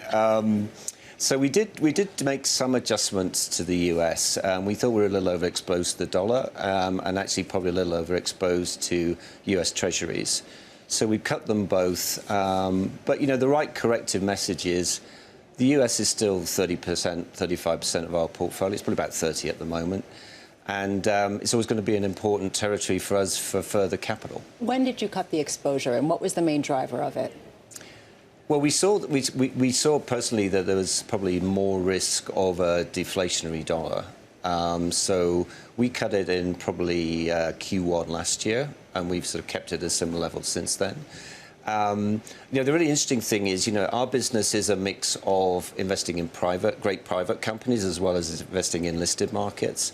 So as we've started to realize some of our private portfolio, which we did very successfully last year, where do you put that capital? So actually what we've tended to put it in is more of a sort of a benign but liquid public format. And then you get the equity weighting, which is actually quite strong towards the US. So to some extent, you always tend to get a little bit pulled back to that territory. OK, there's a lot to unpack there. On one hand, the idea that you are getting cashed out of the private equity holdings or the private assets and that you're putting it into public markets is really interesting. How much is that a path of travel for you, moving away from private into public? Right. So there's a headline I should probably course correct straight out the gate, which is to say private markets has been a hugely successful part of our business, is still very much a core activity. You know, like any investment company, we should say we're not asset collectors. We try to acquire companies, build them, make them successful. If somebody comes along and says we'd really like to buy them and give us a good offer, then we'll tend to monetize them. So if you come back to what we were doing last year, probably our biggest realization was actually selling our airport portfolio of 5 airports in and around Europe. But we also sold some private equity assets, as you rightly pointed out. But our plan is to reinvest that capital. So the point, I would say more as a direction for us, putting that money into liquid form in public markets is we're really just warehousing it till we know where we want to redeploy it, given our view of Teachers wants an all-weather portfolio, which can be a very resilient entity in difficult times. We've been seeing some of that recently, and it's stood up really well to those challenges. How much is your portfolio tethered to the AI trade? The AI question always tends to arise somewhere in the discussion. Well, the entire promenade for Davos has the company name .ai, something AI, come in because we're doing AI. Exactly right.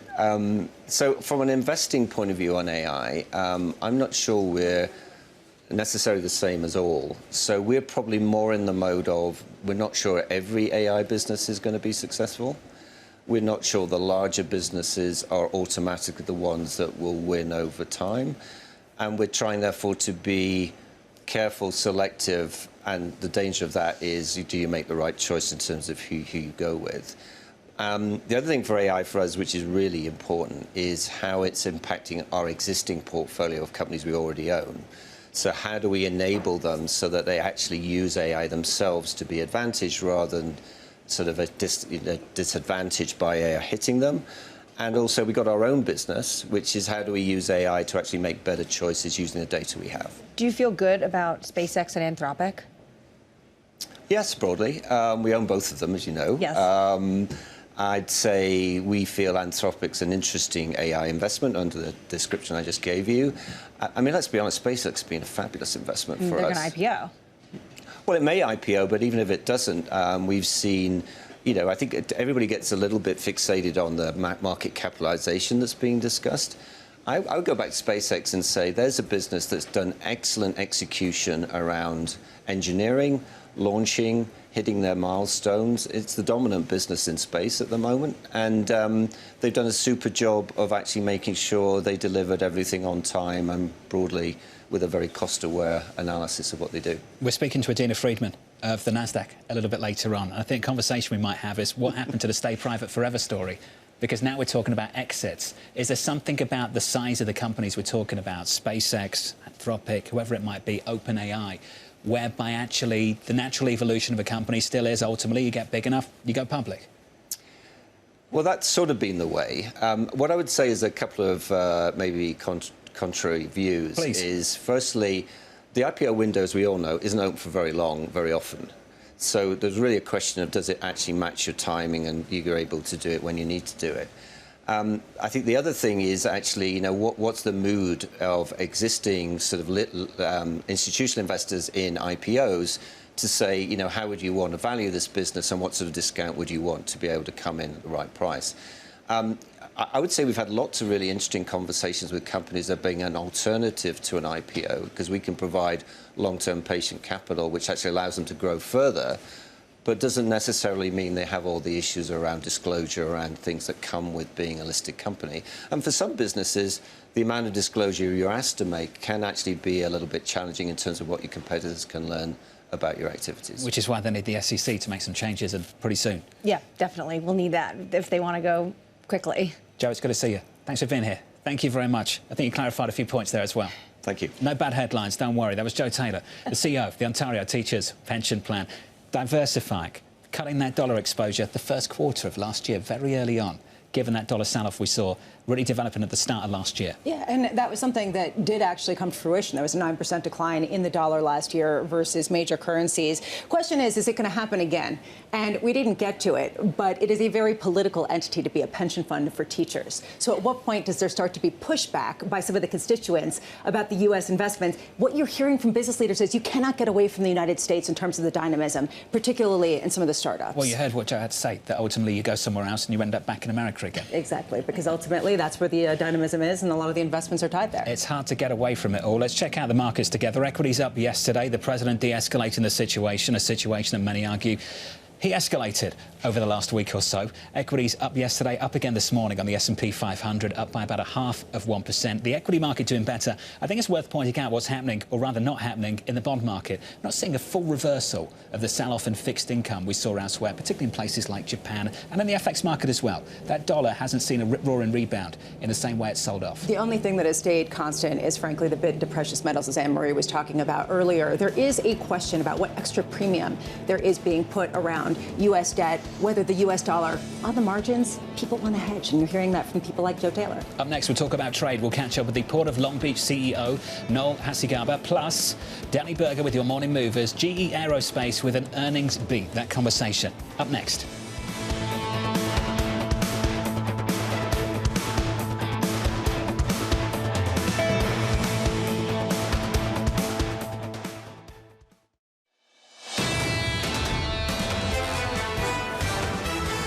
Live from Davos, Switzerland this morning. Good morning to you all. 2 hours away from the cash open, the equities doing better in the last 24 hours. Higher yesterday at the back end of the session. In the very early morning, of course, the president started talking and de-escalated the situation. A rally into the end of the day, and again this morning, higher by about 0.5%. Let's get you some morning movers, some single names. We could do that with Danny Berger. Hey, Danny. Hey, John. Some earnings this morning with GE Aerospace. First, it was a rally in the shares after they beat on expectations. Now we're starting to see some of that back off. This is a company that is exposed to the airlines, considering it makes jet engines, so it's been rallying with the rest of the space. So some of the expectations already baked in, but Larry Culp saying that he sees continued growth and strength given that. They've also been getting into defense defense, which has been helping the company as the U.S. spends more. Elsewhere, we also got earnings from P&G.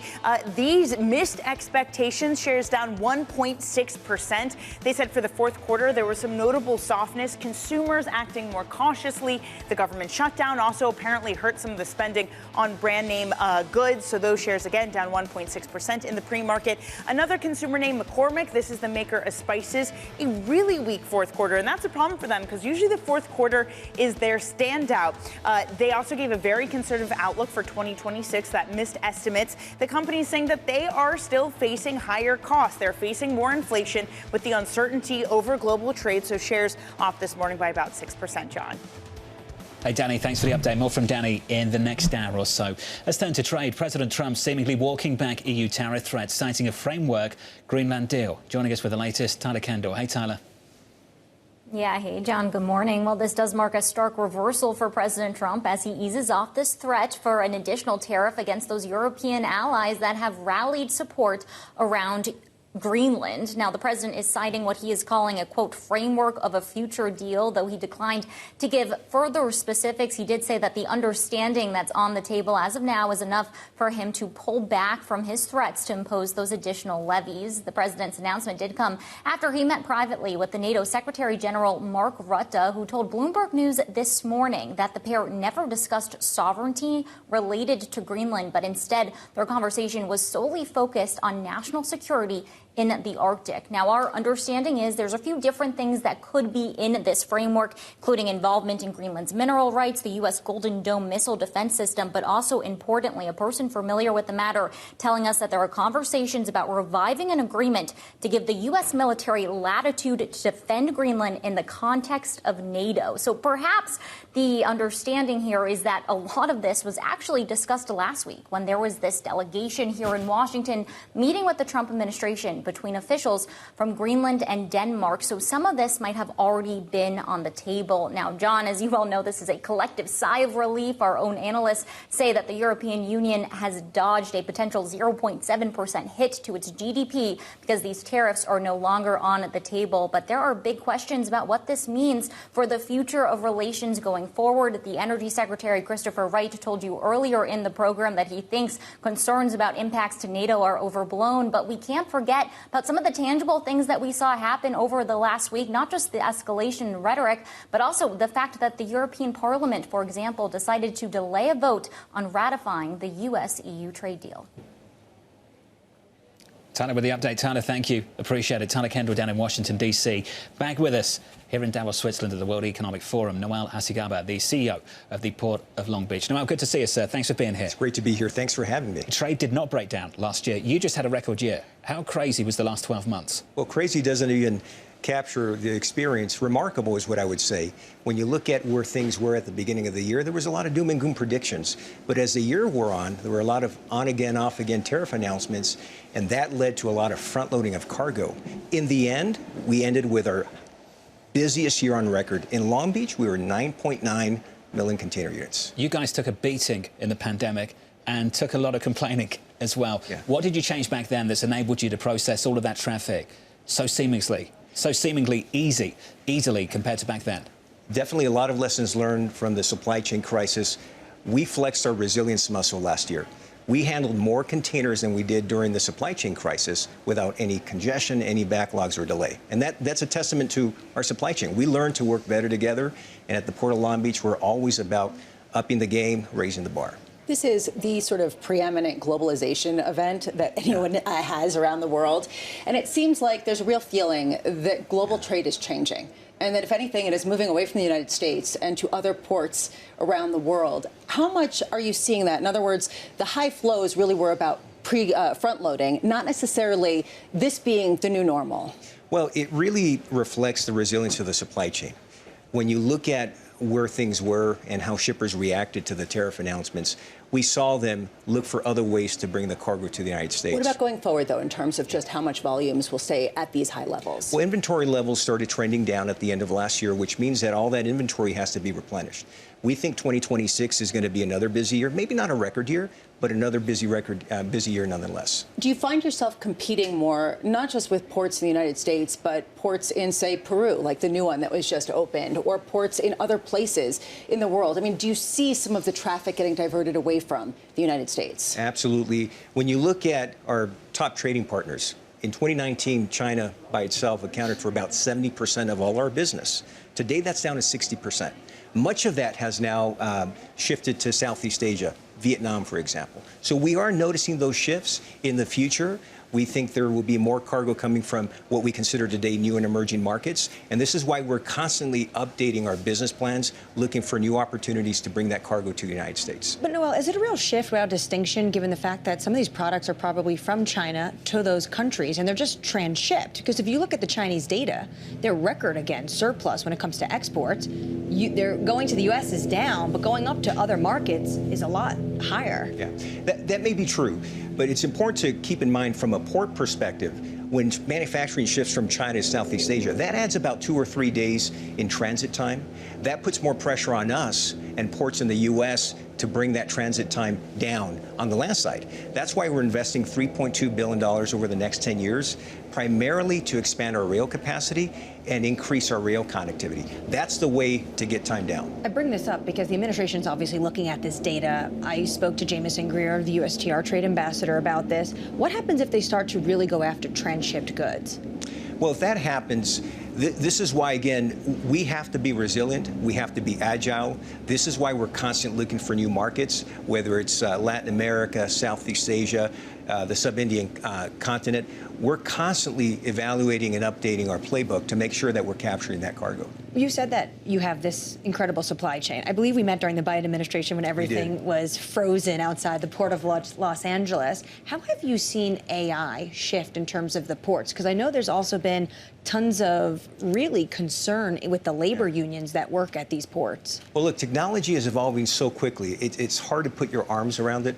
But I'll tell you this, ports sit at the intersection of trade, geopolitics, climate, technology. Those are the top topics being discussed here in Davos. That's why I'm here, because we need to shape the future together and make sure that ports like ours, as we move forward, build the port of the future, we leverage innovation, but we don't leave the workforce behind. How do you do that? How do you build the port of the future with such a strong union presence, preventing you from doing that? They're an important part of our workforce. They're an important part of our ecosystem. We had a record year last year, 9.9 million container units.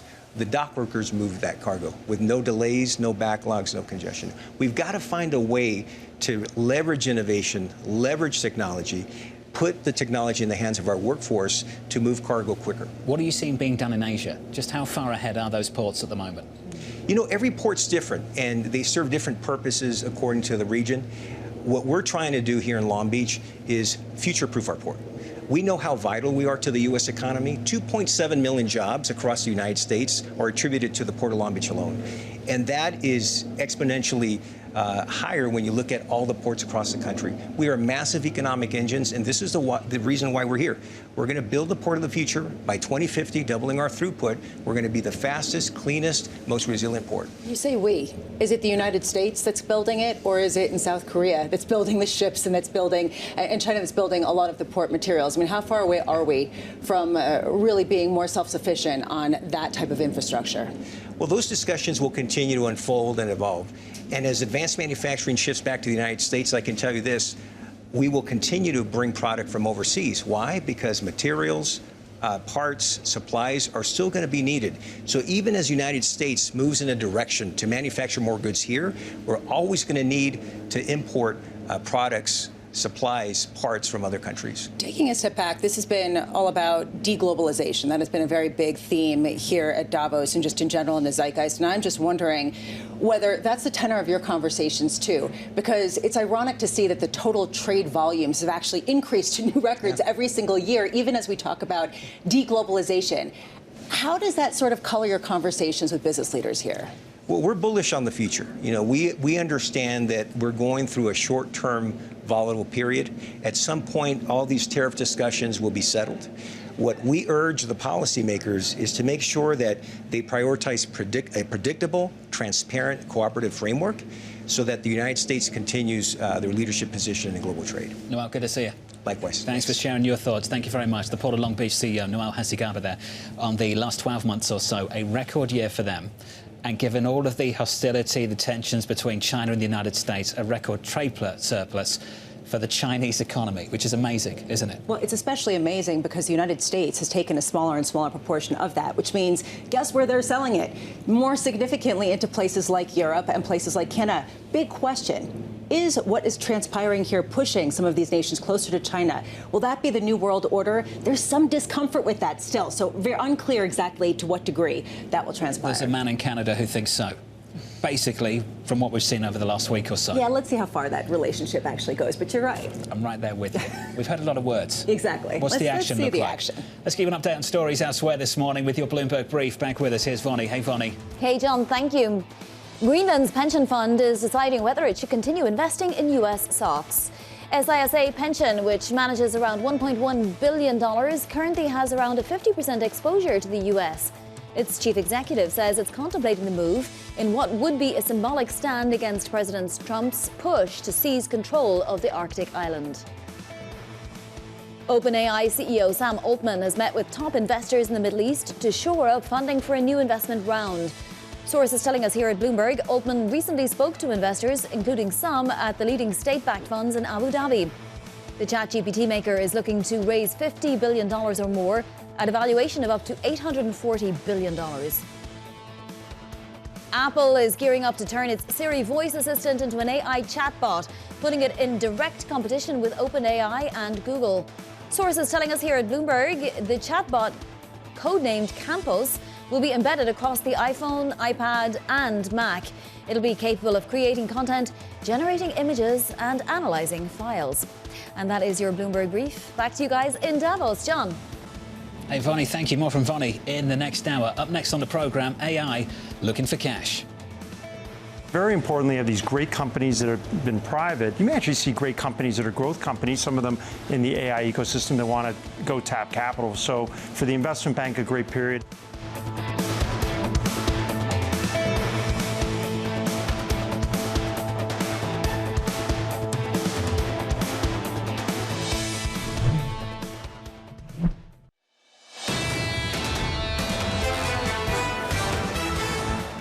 Hi from Davos, Switzerland this morning. Good morning to you all. Equities doing better yesterday and some follow through this morning as well on the S&P 500, on the Nasdaq, on the Russell 2 as we count you down to the opening bell. A better tone for financial markets at the back end of the week. On the S&P higher by 0.5, up by 0.8 on the Nasdaq 100. In the next hour, we'll be catching up with the Nasdaq CEO, Adena Friedman, the US Commerce Secretary, Howard Lutnick, the Bank of America Chairman and CEO, Brian Moynihan. Those two individuals spent some time together last night, I understand. The FT's put together an article in the last 24 hours that Brian Moynihan of Bank of America was somehow snubbed by the White House. My understanding is that Brian Moynihan was actually hosting a high-level client dinner yesterday evening and had a fireside chat at that dinner in front of a high-level group of clients with the Commerce Secretary. So if we're wondering what the relationship is like between Bank of America and the White House at the moment, I just wonder how misleading that article might have been in the last 24 hours or so. Yeah, because it sounds like they're getting along and they were having and conducting an interview. I think one interesting conversation could be for Secretary Lutnick about another dinner where apparently the ECB president, Christine Lagarde, stormed out because he was talking about the failures, what he views as in Europe, especially the regulatory environment, not a lot of growth. We'll catch up with both those individuals in the next hour. Looking forward to those conversations. Under surveillance this morning, AI looking for cash. Cross-border M&A, large cap M&A, going to be important. AI acts as an accelerant to that, too. People are thinking bigger, and then the sponsors, as you know, a couple thousand companies that have been sitting there that have billion-dollar market caps implied, they need to come. And then, very importantly, of these great companies that have been private, you may actually see great companies that are growth companies, some of them in the AI ecosystem that want to go tap capital. So for the investment bank, a great period. Joining us now is Steve Tannenbaum, the founder and CIO of GoldenTree Asset Management. Steve, good to see you, sir. It's great to be back. What a crazy week, a crazy year. How are you looking at things in 2026? So a week ago, I think IMF, or a few days ago, raised world growth. We've been constructive, and then there is this anxiousness here. So we've been constructive and see nominal growth of 5 to 6%. And to us, the issue is the mix between real and inflation. And that comes back to affordability. do people feel like they have more to spend or less to spend in their pocket? And this is going to be a bipartisan issue. And that's where I think the conversation is going to be refocused on. It was last year, or rather last week, with credit cards on caps. There's been more focus on that. There's been more two-way discussion of what that can look like. You look at energy, a thought to keep prices down, and housing. How do we increase the velocity of housing? Now, I mention these in terms of the prospects for 2026 because it comes down to who's impacted, who's going to have good margins, who's a beneficiary of this, and who is not going to be a beneficiary of this. Intuitively, if you're going to be capping your profits, you would think that credit card issuers would be more challenged today than they were before this was announced. On the other hand, if you're a supplier to housing, you would think you would be a beneficiary, and that's also off a relatively low base. So that seems like they're good prospects there. I'm so pleased you've gone in this direction. I think it's so important because the situation you describe has been a societal issue for a while, a political problem for a while, but markets have been somehow insulated from this. And now the president is putting more focus on it in a midterm election year. It's about to become a market problem and also an opportunity in the way you describe it. Are you allocating money to some themes against others with all of this in mind? Absolutely. Housing, we're focusing on housing. We're watching financials, particularly the credit cards, play out. Who are going to be the winners and losers? What's it going to look like? And are there other ramifications to get more money into people's pockets? And so that's what we're focusing, how that's going to work. So in other words, you're going to buy now, pay later types of companies, invest in alternative types of lending. Is that kind of the idea? You know, it's a great question. If you think of a 10% cap, those pretty much are like double, triple that. So because they're going with people who would be subprime bearers. If you aren't subprime, you're not going to have the buy now, pay now later. That's not their target group or prime. So that wouldn't be my first choice because I would think that they would have more negative selection. But who knows? Because it's hard to react because we don't know what it's going to look like. What I found interesting is before there was denial, it won't happen, and now there's more of a two-way flow. Okay, what can we do to address this issue? I just wonder how you invest in fixed income. You're traditionally in distressed debt, distressed assets at a time where there's very little distress. Absolutely. And you have potentially higher inflation in addition to higher growth, and you have a flight into income products. How do you decide to invest with such high valuations? So first thing is it's not clear that inflation's higher. You know, it looks, if you look at the last couple of data points, they seem to be somewhat subdued. Whether they become higher, who knows? But I think that's one of the themes of this year is to watch that. We're constructive that inflation's more under control, and you're going to see the composition of growth be much greater than inflation. In terms of when valuations are tight and growth is, let's just say, 2% or more, it's a bad neighborhood for fixed income, particularly high yield, below investment grade, and you usually do not earn your coupon. So you buy stocks? There are some stocks that are more interesting. If you look, you could look at something like an MGM, where the debt markets would finance the entire market cap of MGM. You look at Kinova, a pharmaceutical company, the old Mallinckrodt Endo, same thing. I don't think either of those management teams want to go that way. You look at Comcast, which is too large to finance, but at 5 times EBITDA and a 13-14% free cash flow, and pretty much an equal debt to equity split now. So it's a pretty reasonable credit. The debt markets would finance 100% of that. So there's certainly a relative value opportunities, and certainly equity does better with this profile than debt. Steve, when you talk about potentially finding places to invest because of policies in America, you're talking about as if these policies are already done. The president's just floating some of this stuff on truth. Do you really think a lot of this can actually get done in America? Policies first floated by the very left wings in the United States, Bernie Sanders, Elizabeth Warren. It's a great question. So are we reacting? It's more like what we have confidence in, what we have no confidence in, and how that's priced. And so if it's priced as if it's a done deal, which it's not, and it's not priced that way either, we tend to be shy. When it's priced as if it's not a done deal, but if it's priced like it's a done deal, but it's not done, and we think that even if it occurs, it could be interesting, then we're going to look at it.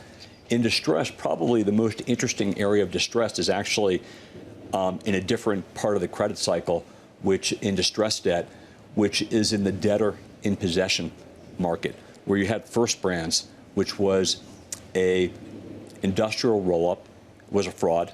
It went bankrupt, and then they needed financing to operate in bankruptcy, and that's known as a debtor in possession financing. That financing usually is very safe, and they raised about a couple $2 billion, and it turned out that it was not safe. In fact, it lost 80% of its value. Very unusual, and with fraud, you don't know. And in this case, the whole market has come off significantly. So that's been an interesting part of the market. It reminds me of what happened with Credit Suisse when it was bought by UBS, and they gave equity a return, but blanked the junior debt, and the junior debt of the European banks sold off 20, 30 points. So I'm seeing a similar type of opportunity in terms of that market selling off. Steve, super smart. Just one final question. You just touched on something important, how one company can basically sour the whole environment and very quickly. What happens if OpenAI gets into a bit of trouble later this year? What would it do to private markets? So you're asking if OpenAI becomes Ask Jeeves. I mean, that's kind of the question, right? And it wouldn't be surprising looking back. There certainly seems to, I think that if it's you pick the wrong horse issue, then I think it's going to be fine. There'll be winners and losers. If it turns out that the enthusiasm or the hope doesn't match the reality, and you've seen that, for instance, it's further along with EVs, where the reality hasn't matched the hope, you're going to have a lot of write-downs. Steve, super smart, very thoughtful. One of those conversations here in Davos I'll be thinking about for quite a while over the next few weeks. Completely, because it's all about relative valuations and expectations, and fear is a frothy opportunity for people who are interested in debt. And when you have such enthusiasm, well, you might want a little bit more of the equity, and that certainly is something underpinning a lot of the conversations we're having. Steve Tannenbaum there, the GoldenTree Asset Management founder and CIO. Coming up, we'll catch up with the Nasdaq CEO, Adena Friedman, the US Commerce Secretary, Howard Lutnick, Bank of America Chairman and CEO Brian Moynihan, and Orlando Bravo of Thoma Bravo. A stacked hour just around the corner here in Davos, Switzerland, at the World Economic Forum, as we wrap up our coverage here on Bloomberg Surveillance in the next hour. Equities doing better. Some positive follow-through from yesterday's session on the S&P 500 this morning, positive by 0.5%.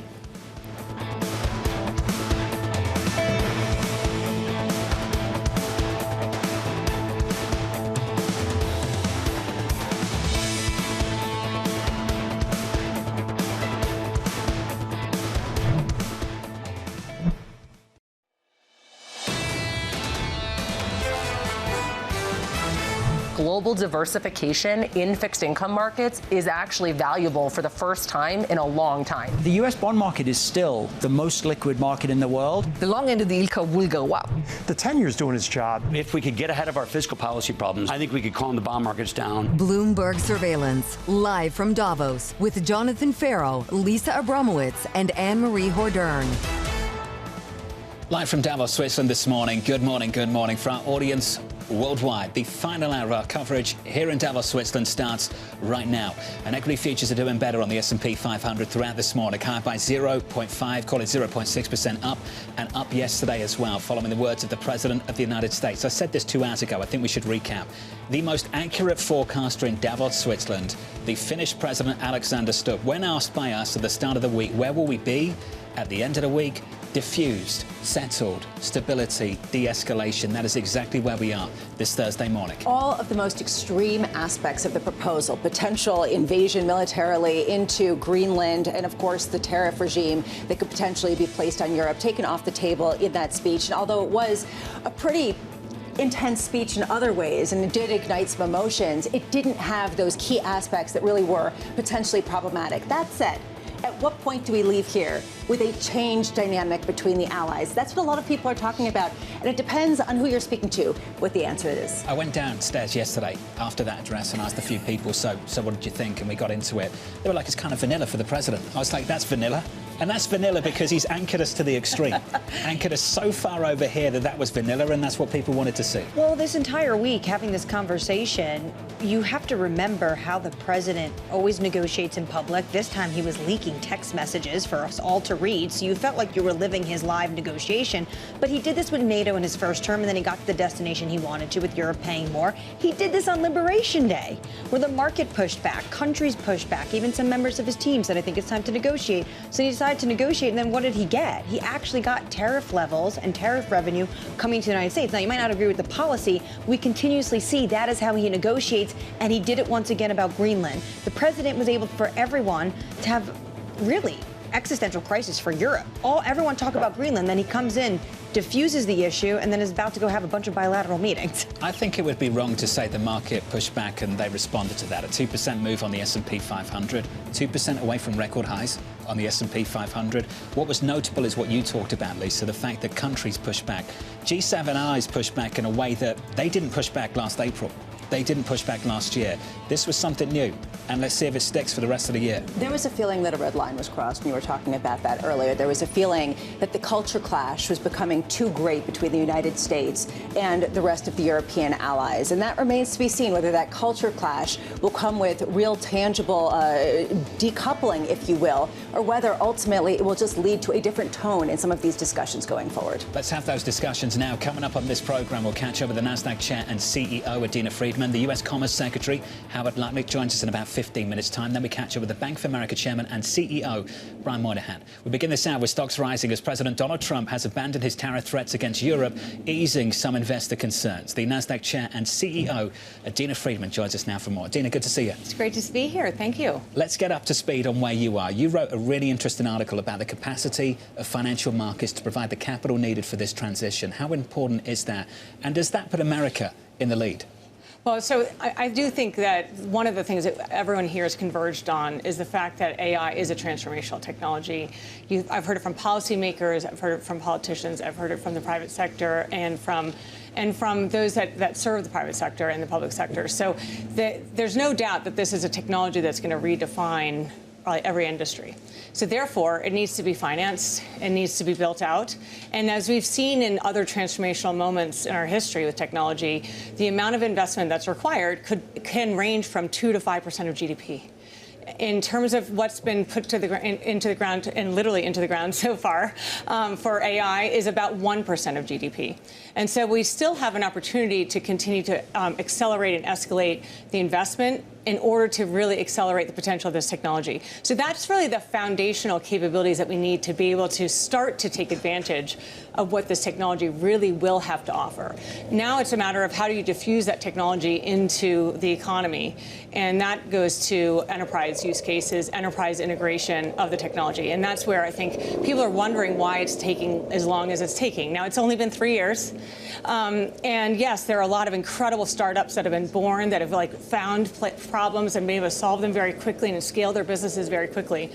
But as you bring that technology into the enterprise, all enterprises, there's a different level of obligation that you have. Security, resiliency, scalability, and within the organization, the level of change management that's going to be required in order to really transform your organization to be able to take the technology in and make the most of it. That's what's taking the time. But what we're seeing is those that have been using it, a lot of companies are starting to, they're showing proof cases, 2.8 times return on their money in a very short period of time. That obviously gives a lot of people confidence to say, okay, top down, we've got to manage the change. We've got to make sure that we're finding the right partners, and we've got to scale this up. I think the J-curve is going to be very steep very quickly now that the proof is there. Can we stay on the financing just for a beat? A lot of the financing is coming from private markets. OpenAI is developed into a beast. Now, they might go public, I don't know. Your thoughts on the role that public markets will play in the financing of this? I mean, I think as we talked about, with that level of financing and the fact that I would say a lot of it's happened in the private markets, but also the hyperscalers and the large semiconductor and players who are public companies are also financing this technology. But as we've been thinking about what is necessary, a whole new power structure, a whole new set of data centers, a whole new level of connectivity, all of those things, that means you need to bring more expertise in. You need to bring more pockets of capital in. So you see very large-scale firms like Blackstone and Brookfield and others coming in with their capital, but then also the industry players themselves, most of whom are public, are going to be starting to really bring the capital to bear as well. And then those companies, those innovators, we would love to see these amazing innovators come to the public markets and broaden out their capital base. And I think that's what is really exciting about what could come. So this week marks the one-year mark for the second term of President Trump's presidency. Have you already seen rules change, regulations change that pave the way to more public offerings? So I would say that it's still at the very beginning. I mean, if you think about what's had to happen in the first year of the administration, he had to build a team. He had to make sure that he had the right people in the right seats to be able to start to work on that agenda. He had to then, we've been engaging with the regulators to understand what are the priorities within that agenda. And the whole notion of making IPOs great again, I think, has got an enormous amount of support within the regulatory agencies. And now it's a matter of putting that into action. I think this year is going to be all about the rulemaking and rule changes. And we're very, very excited about that. We're very aligned with our primary regulator, the SEC, on ways to reform proxy, ways to reform disclosures, and even ways to consider changes in litigation for the public company model that will make the public company model more attractive. So we're excited to continue that engagement. U.S. markets have traditionally been a destination for a lot of international companies. This is the deepest, most liquid pool of capital out there. This Davos has all been about the rest of the world saying, how can we diversify away from the United States? Have you seen any sense of that in the flows, in the companies desiring to go public in the United States? So I think the first thing you would say is flows are always going to be really dominated by returns. I mean, the flows are just about returns. So if you see flows in and out of an economy, it's really the investment firms are obligated to find the best returns. And so if you actually look over the last year, there was a $3 trillion increase in equity flows into the United States from foreign investors. So that's been a really interesting phenomenon. But I also would say that we just have to continue to drive those outsized returns within our economy to continue those flows coming in. In terms of companies looking to go public, the U.S. markets are the deepest and most liquid markets. They have the deepest investor bases. People understand these, especially for innovative tech companies. I think that they understand that by coming to the United States, they're going to get access to the best analysts and the best investors to help maximize their valuation. So we have not seen a fundamental shift in that, but we also support a great innovative markets here in the Nordics, in Europe, and they also have seen a real growth in IPOs over the last year. We had the largest IPO since 2022 occur in Sweden with the Verisure IPO, and so we actually are seeing a lot of vibrancy in the Nordic markets as well. I won't ask you about Greenland. We'll let you go. I'll let you skip that. All right. Looking to IPO. We were getting closer to that part of the world. Yeah, all right, exactly. Opening up an exchange. Let's not cause any trouble exactly. here. All right. The Commerce Secretary standing by is listening. Adena, it's good to see you. It's great to be here. Thank you so much. Adena Friedman, then the Nasdaq Chair and CEO. Let's get you up to speed on news elsewhere with your Bloomberg brief. Here's Vonnie Quinn. John, thank you. A major reversal from President Donald Trump when it comes to Greenland. The president saying he will not impose tariffs on goods from countries that oppose his plans to gain possession of the island. He says he's reached a framework for a future deal after meeting with NATO Secretary-General Mark Rutte. Secretary-General Rutte says Greenland's sovereignty was not part of that discussion. Ontario Premier Doug Ford and automotive industry leaders are urging Canadians not to buy Chinese EVs. The provincial leader says a trade deal struck last week, allowing China's entry into the local market, puts jobs at risk. The deal also lets Chinese automakers assemble cars in Canada, and industry leaders say it could weaken the North American supply chain. Alibaba is reportedly preparing to list its chip-making arm T-Head, tapping interest in companies aspiring to compete with Nvidia in the AI race. Sources telling us here at Bloomberg, Alibaba plans to restructure the unit as a business partly owned by employees. The company will then explore an IPO, though the timing for that remains unclear. And that is your Bloomberg Brief. Back to you guys in Davos. John. Hey, Vonnie, thank you. Appreciate it. Up next, easing tariff fears. Yesterday was a tremendous success. A lot of good things happened. Coupled with the United Nations can be something very, very unique for the world.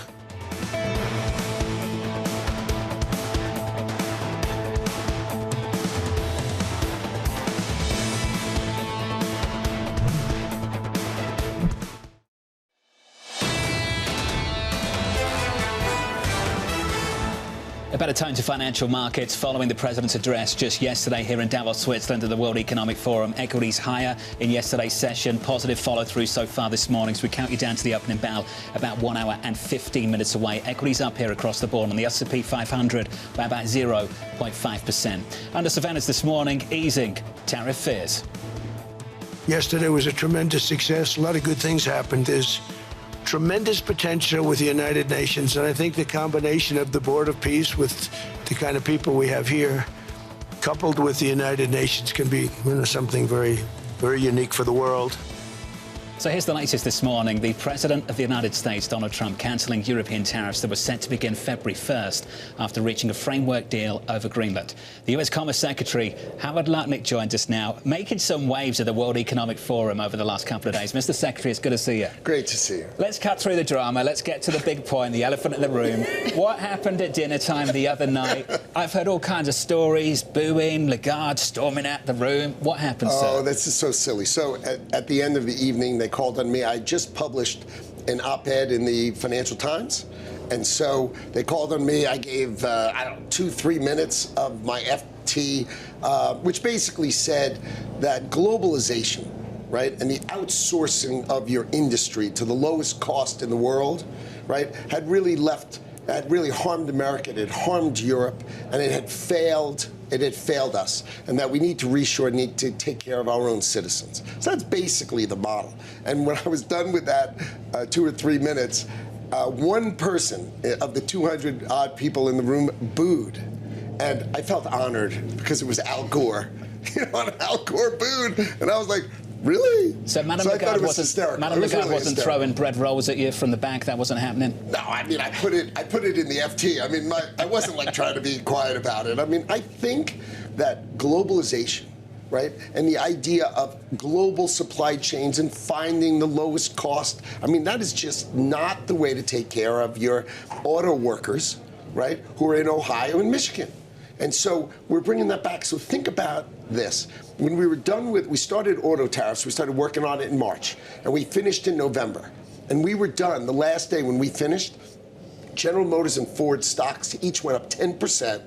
General Motors ended the year up 60%. If I told you on January 1st that General Motors was going to be on 60%, you would all said, oh, stop it. And how about this? On that same day, Sean Fain, who runs the United Auto Workers, called me and said, I can't believe I'm calling a Republican Secretary of Commerce to say, thank God for you and your administration. You're the first administration who's actually taking care of the auto workers of America. So think about that. You can, if you really think it through, you can take care of the company and the worker. You don't have to pick sides because we want union labor growth in America. These are great jobs. Why wouldn't we want them in America? So that's why Donald Trump wins the union vote, because he's actually pro these workers. He literally is pro these workers. It's not a political thing. It's these are great jobs for Americans. Let's go get more of them. There's a lot of money set to come into the United States, some big bets, a ton of FDI. We could get into that in just a moment. I just wanted to stay on G7 allies.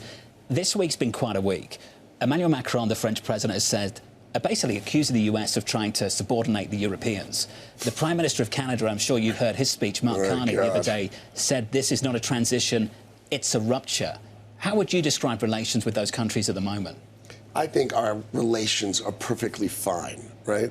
I described the relationship with respect to the whole, when Greenland was going back and forth before we sort of settled it with a framework agreement, right? I called it a kerfluffle, right? It's basically like if you have an argument with your spouse, that's not real. You know, it's not a real one. It's like a small thing. My spouse doesn't go out there and deliver a speech after that argument and say it's the end of the relationship. Fair enough. But you're right. And I think they overreacted. And it's proof that they overreacted because a day or two later, there's a framework that makes sense, right? What did we say? We said we cared about it for national security, right? We said we care about it in national security.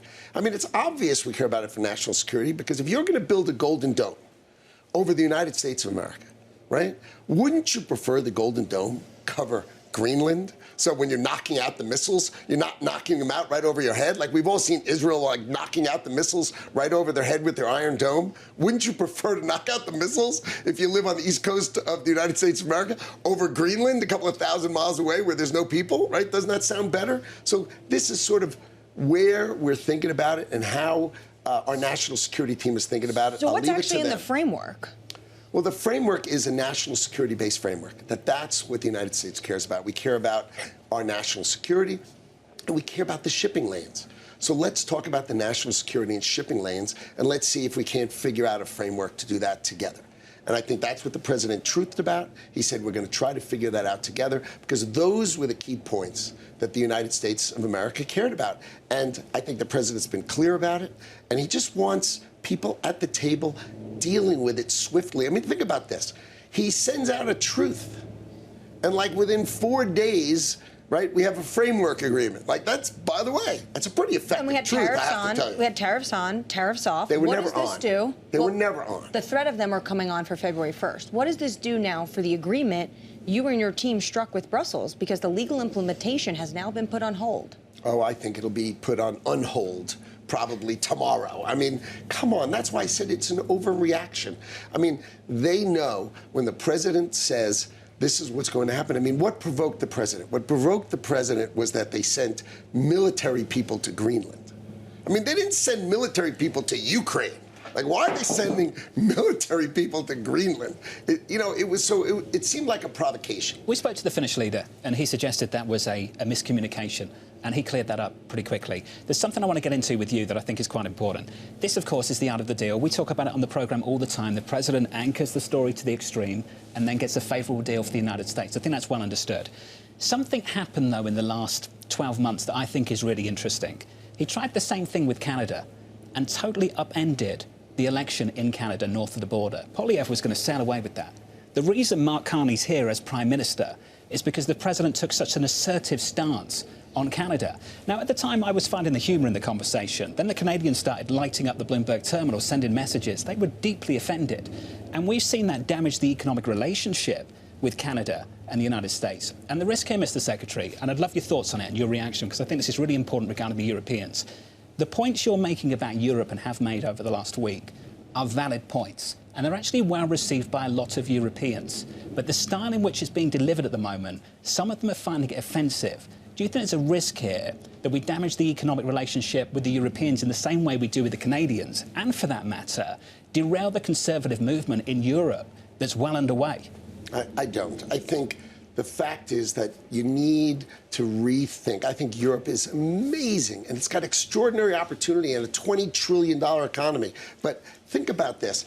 If they had the right digital rules, meaning similar digital rules to the United States, we have $6 trillion worth of committed investment to build data centers in America, and we have a $30 trillion economy. So if they had a $20 trillion economy, you'd say, okay, if they had the same rules, they could get $4 trillion. Or how about $2 trillion? You realize $2 trillion for their economy, right, would be 10 points of GDP spread over 3 or 4 years. I mean, that would produce amazing growth. And let me sort of explain how that works. So we did a deal with Micron, right? They're going to build $200 billion in America. So on Friday, last Friday, we did a groundbreaking of their mega fab, $100 billion fab. And where did they do it? They did it in upstate New York and Syracuse. Now, there hasn't been industrial building in upstate New York in probably 40 years. But if you think about it, it had a huge industrial base once upon a time. So what does it have? it has power because it has the power infrastructure for that. So what that does is it creates like this enormous uplift. And I think Europe can do the same thing. I think the UK can do the same thing. And Canada is just thinking in this arrogant kind of thought. Well, but just to build on what John is talking about, it's a style question.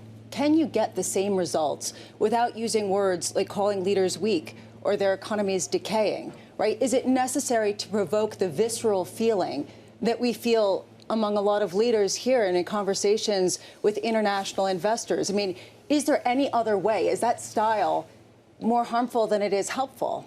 Well, I think it creates listening.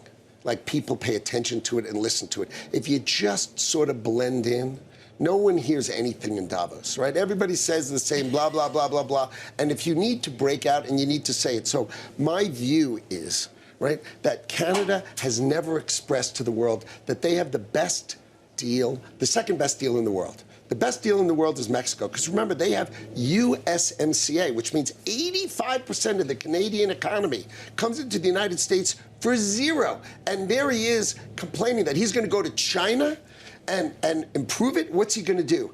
China's delighted to sell to him. But do you think China's going to open their economy to accept exports from Canada? This is the silliest thing I've ever seen. They have the second best deal because Mexico's got a little better deal. They have 25% on the extra 15%, whereas Canada's got 35% on the extra 15%. But give me a break. They have the second best deal in the world. And all I got to do is listen to this guy whine and complain? Mr. Secretary, in fairness, you've seen from the airplanes, you've seen about a 30% decline in Canadian visitors to the United States, if not significantly more. You've seen a similar type of decline from China. European travelers inbound have come down. There is a sense that people do not want to come to the culture of the U.S., and there is this anger about it. And I just wonder if you think that that's just temporary, or you just sort of dismiss that, or you think it's irrelevant to the actual issues. I think what that is political marketing.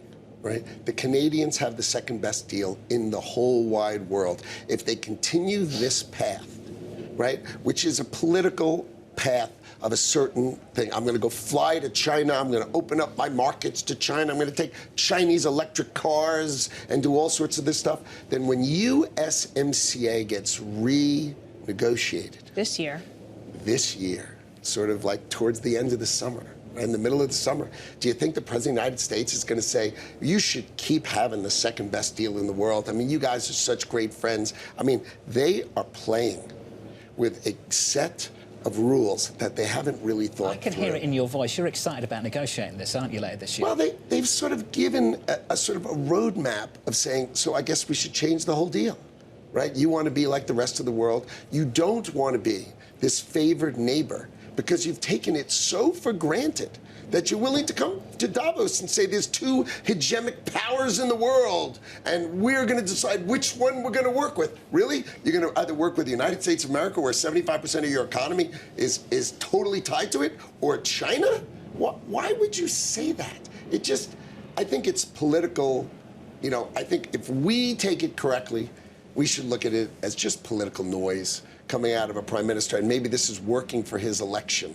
Right? Because I don't think it can be real. Because if you took out the math of Canada's economy and it doing business with the United States of America's $30 trillion economy, there's no such thing as changing what they have today. No one would vote for changing what they had today. Now, maybe they're marketing it well, but they're just for their politics. But they're surely not marketing it well for their fundamental economics for long-term the United States. The U.S. is doing deals with China, and I'd love you to walk us through what's going on with the H-20s. Is it accurate now that basically for China to get the H-20 chips, Taiwan needs to send them to America for us to put a tariff on them to make money off it and then send to China? And is it your understanding that China might be suspectable now to these chips, suspect because they're entering through the United States? So it's the H-200, right? So that's the chip we're talking about. And Jensen Huang came to the Oval Office and he argued that this is a better chip than they can actually make at any scale, right? So if we sell them to China, right, and Chinese businesses, then they'll start using them and they'll develop on the American tech stack, and that will take some money away from the Chinese tech stack. And it's an interesting argument. There are two sides. There are strong two sides. We shouldn't sell them any, or we should sell them the H-200s. Where do you sit? And I stand right in the middle. It was a really, really good discussion. okay? And the president decided that, fine, we'll sell the H200s to them, okay? And he made that decision. And after he was done, he said, and you know what? I think if we do that, we should get 25% for the American taxpayers, right? Because we're creating But something do you think that didn't China exist. wants to buy them, knowing that they're going from Taiwan now back to the U.S., They're coming then to to China? the United States because in order to collect 25%, right, the process matter to do it right is you import it, put a tariff on it, and then export it again, okay? And so that's the model. It's the process model to execute a plan that the President of the United States of America made, right? So that's just the execution model of how to do it. It's just process, right? And it's the same H200 chip. And the question we'll find out is that businesses in China want to buy it. That's for sure. The question is, does China's central government, right, want, when they have that same argument, do I want to give my companies this chip that they're all clamoring for? Or do I want to force them to take the pain of using lesser chips that are domestically made, but helping our domestic companies grow? And that's a question we're going to see how it goes. But I think the president put that question out there, and I think it's a really interesting one. I didn't say there's not two sides of that coin, right? Yeah. But the president thought having Chinese developers on the U.S. tech stack, right, given sort of the middle, he falls that way. And it was a really robust discussion. Both sides of the discussion were in the room. It was a deep and thoughtful discussion, and that's where he came out, and that's why he's the president. So, just a final thought. Just listening to this engaging conversation over the last 15 minutes or so, do you fancy the Fed seat over the Federal Reserve? I can see Commerce Secretary in the Eccles building. I fancy it? You can see him in the Eccles building. Oh, my God. Can you imagine the magic of that news conference? These news conferences are pretty dry. I would definitely sign up for the news conference. I'd be going. You know what I call that? I call that an Amy Winehouse. No. I call that box office, sir. It's good to see you. Mr. Secretary, thank you. I'm just making sure Mrs. Ferro hasn't scheduled a speech. Exactly. Don't want that, do we? Mr. Secretary, thank you. Appreciate your time. Let's get you some economic data. It drops in about 30 seconds' time. Check out the scores in financial markets going into it. Equity futures on the S&P 500 better, up by 0.6%. On the Nasdaq, higher as well. In a moment, we'll have a conversation with Brian Moynihan about a better outlook for the U.S. economy. His team upgrading the GDP forecast just in the last week. So looking forward to having that conversation. Mike McKee standing by over in New York City to break some of that economic data for us. Let's cross over to him now for more. Good morning, Mike. Good morning, John. Jobless claims are the number that everybody is interested in, and we come in at 200,000 even, which is just a touch higher than it was last week. It's still a very low number. Continuing claims at 201,500,000. That's down from the 205,000 that we had the prior month. So a very good jobless claims report keeps the narrative going of a low hire, low fire economy. GDP, the revision to this is the so-called third revision, but it's really only the second because they put the first two together. 4.4% for GDP. We'll have to see what the breakdown is on that, but it is better news. It's a setup for what we're going to see when the fourth quarter comes out. How strong were we when we were going into the fourth quarter? Fourth quarter so far, Atlanta Fed GDP now estimates are for about 5.3%. The president was touting that in Davos yesterday. That'll come down because a lot of this growth was based on the idea that we had no imports to speak of in much of the third quarter. Fourth quarter also had the government shutdown. A little more detail on it. Personal consumption comes in at 3.5%, no change. So no additional spending by Americans. This is probably going to be inventories and trade story for the third quarter. And finally, the GDP price index for the quarter, 3.8%, no change there. 10 o'clock this morning, we get the October-November PCE report. That'll be the big news of the day for the markets, spending, incomes, and the November inflation report. Mike McKee, thank you, sir. Appreciate it. And thank you for going a little bit longer there. The chaos on the set just moments ago. This is my message to the Financial Times, who put out an article about the White House snubbing Brian Moynihan. If they'd seen the embrace between Brian and the Commerce Secretary just moments ago, I don't think they would have written that article, would they? You know, they were talking about, saw you last night. It was great. How nice Howard, it was. go get him. Exactly. I thought we had to shut down a studio for a moment. It wasn't, they needed to, reconcile and discuss all of their previous, experiences together, but they were all positive. Let's stick with the economy. The positive outlook. Joining us now is the Bank of America Chairman and CEO, Brian Moynihan. Brian, good to see you. Good to see you. Yeah. Howard and I were on a panel yesterday, and then maybe the day before yesterday, then lunch today, and actually we're going to do another public venue where we're talking about how he raised the money to do all this investment he was talking about. So he's bullish on America, and he watched part of the interview. It sounds like he said that. You guys are too. Yes. So let's start with your GDP forecast and the outlook. So our research team our research team is one of the best in the world, led by a woman named Candace Browning-Platt, and they all come out and they raised their GDP for the U.S. to 2.8% growth for 26, right before we came to Davos. The world about 3.5. They raised it 0.1. And the important things, I think, to think about the U.S. is you think about the travel from the last time we were here. Last time we were here, we probably had 2.5% for 26. Then Liberation Day, it drops all the way to 1.5. And then as a settling in of there's the four primary policies of the Trump administration, trade and tariff, tax, immigration, and deregulation started settling in. We've raised it back to 2.6 and now 2.8. And that's bullish. And then underneath it, we see what the consumer really does. And if we could talk about that, the consumer spending was strong in the fourth quarter. When I talk about that, it's $4.5 trillion, our 70 million consumers, which we're blessed to have, put into the economy a year. And that, for the fourth quarter, that grew about 5% over the 24's fourth quarter. And so far in January, it's growing a little faster than that. Now, you got to be careful about 2 weeks don't make a quarter, but it's staying up there strong. Well, let's pair that GDP forecast with the bank and the business lines then. What position are you in to take advantage of that better growth story in America, and where do you expect it to show up?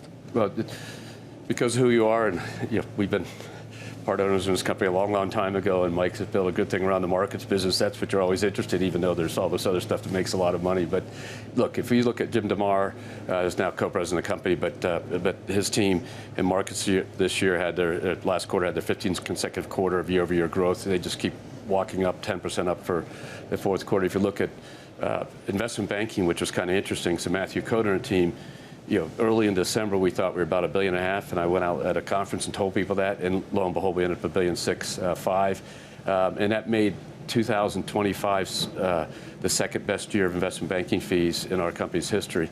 And the only other one was the pandemic, when everybody did a lot of financing. And next year we think we're bullish because the pipelines are full, and the broadening out of the revenue stream into the IPO markets and other things, which got started a little bit this year, but have been pretty depressed for a while. So that's coming. And then deals, just the deal flow. People can get deals done. When I was here a couple Davos ago, the regulatory burdens were getting so high that you couldn't honestly tell a client who's trying to do a $5 billion deal to do it, because you said if you're going to stabilize your company for 6 months, a year, trying to get this through, and you don't get it through, is that worth it? And that's sort of off the table. And even our industry, even though we can't do anything, 6 months approval timelines are back to where they should be. It seems like there is an incredible amount of bullishness here at Davos about deals, about IPOs, about all sorts of transactions, and some of the issuances of debt and equity. At the same time, there's a real concern about affordability. Yeah. There's a concern about how well the consumer is going to be able to face off with inflation.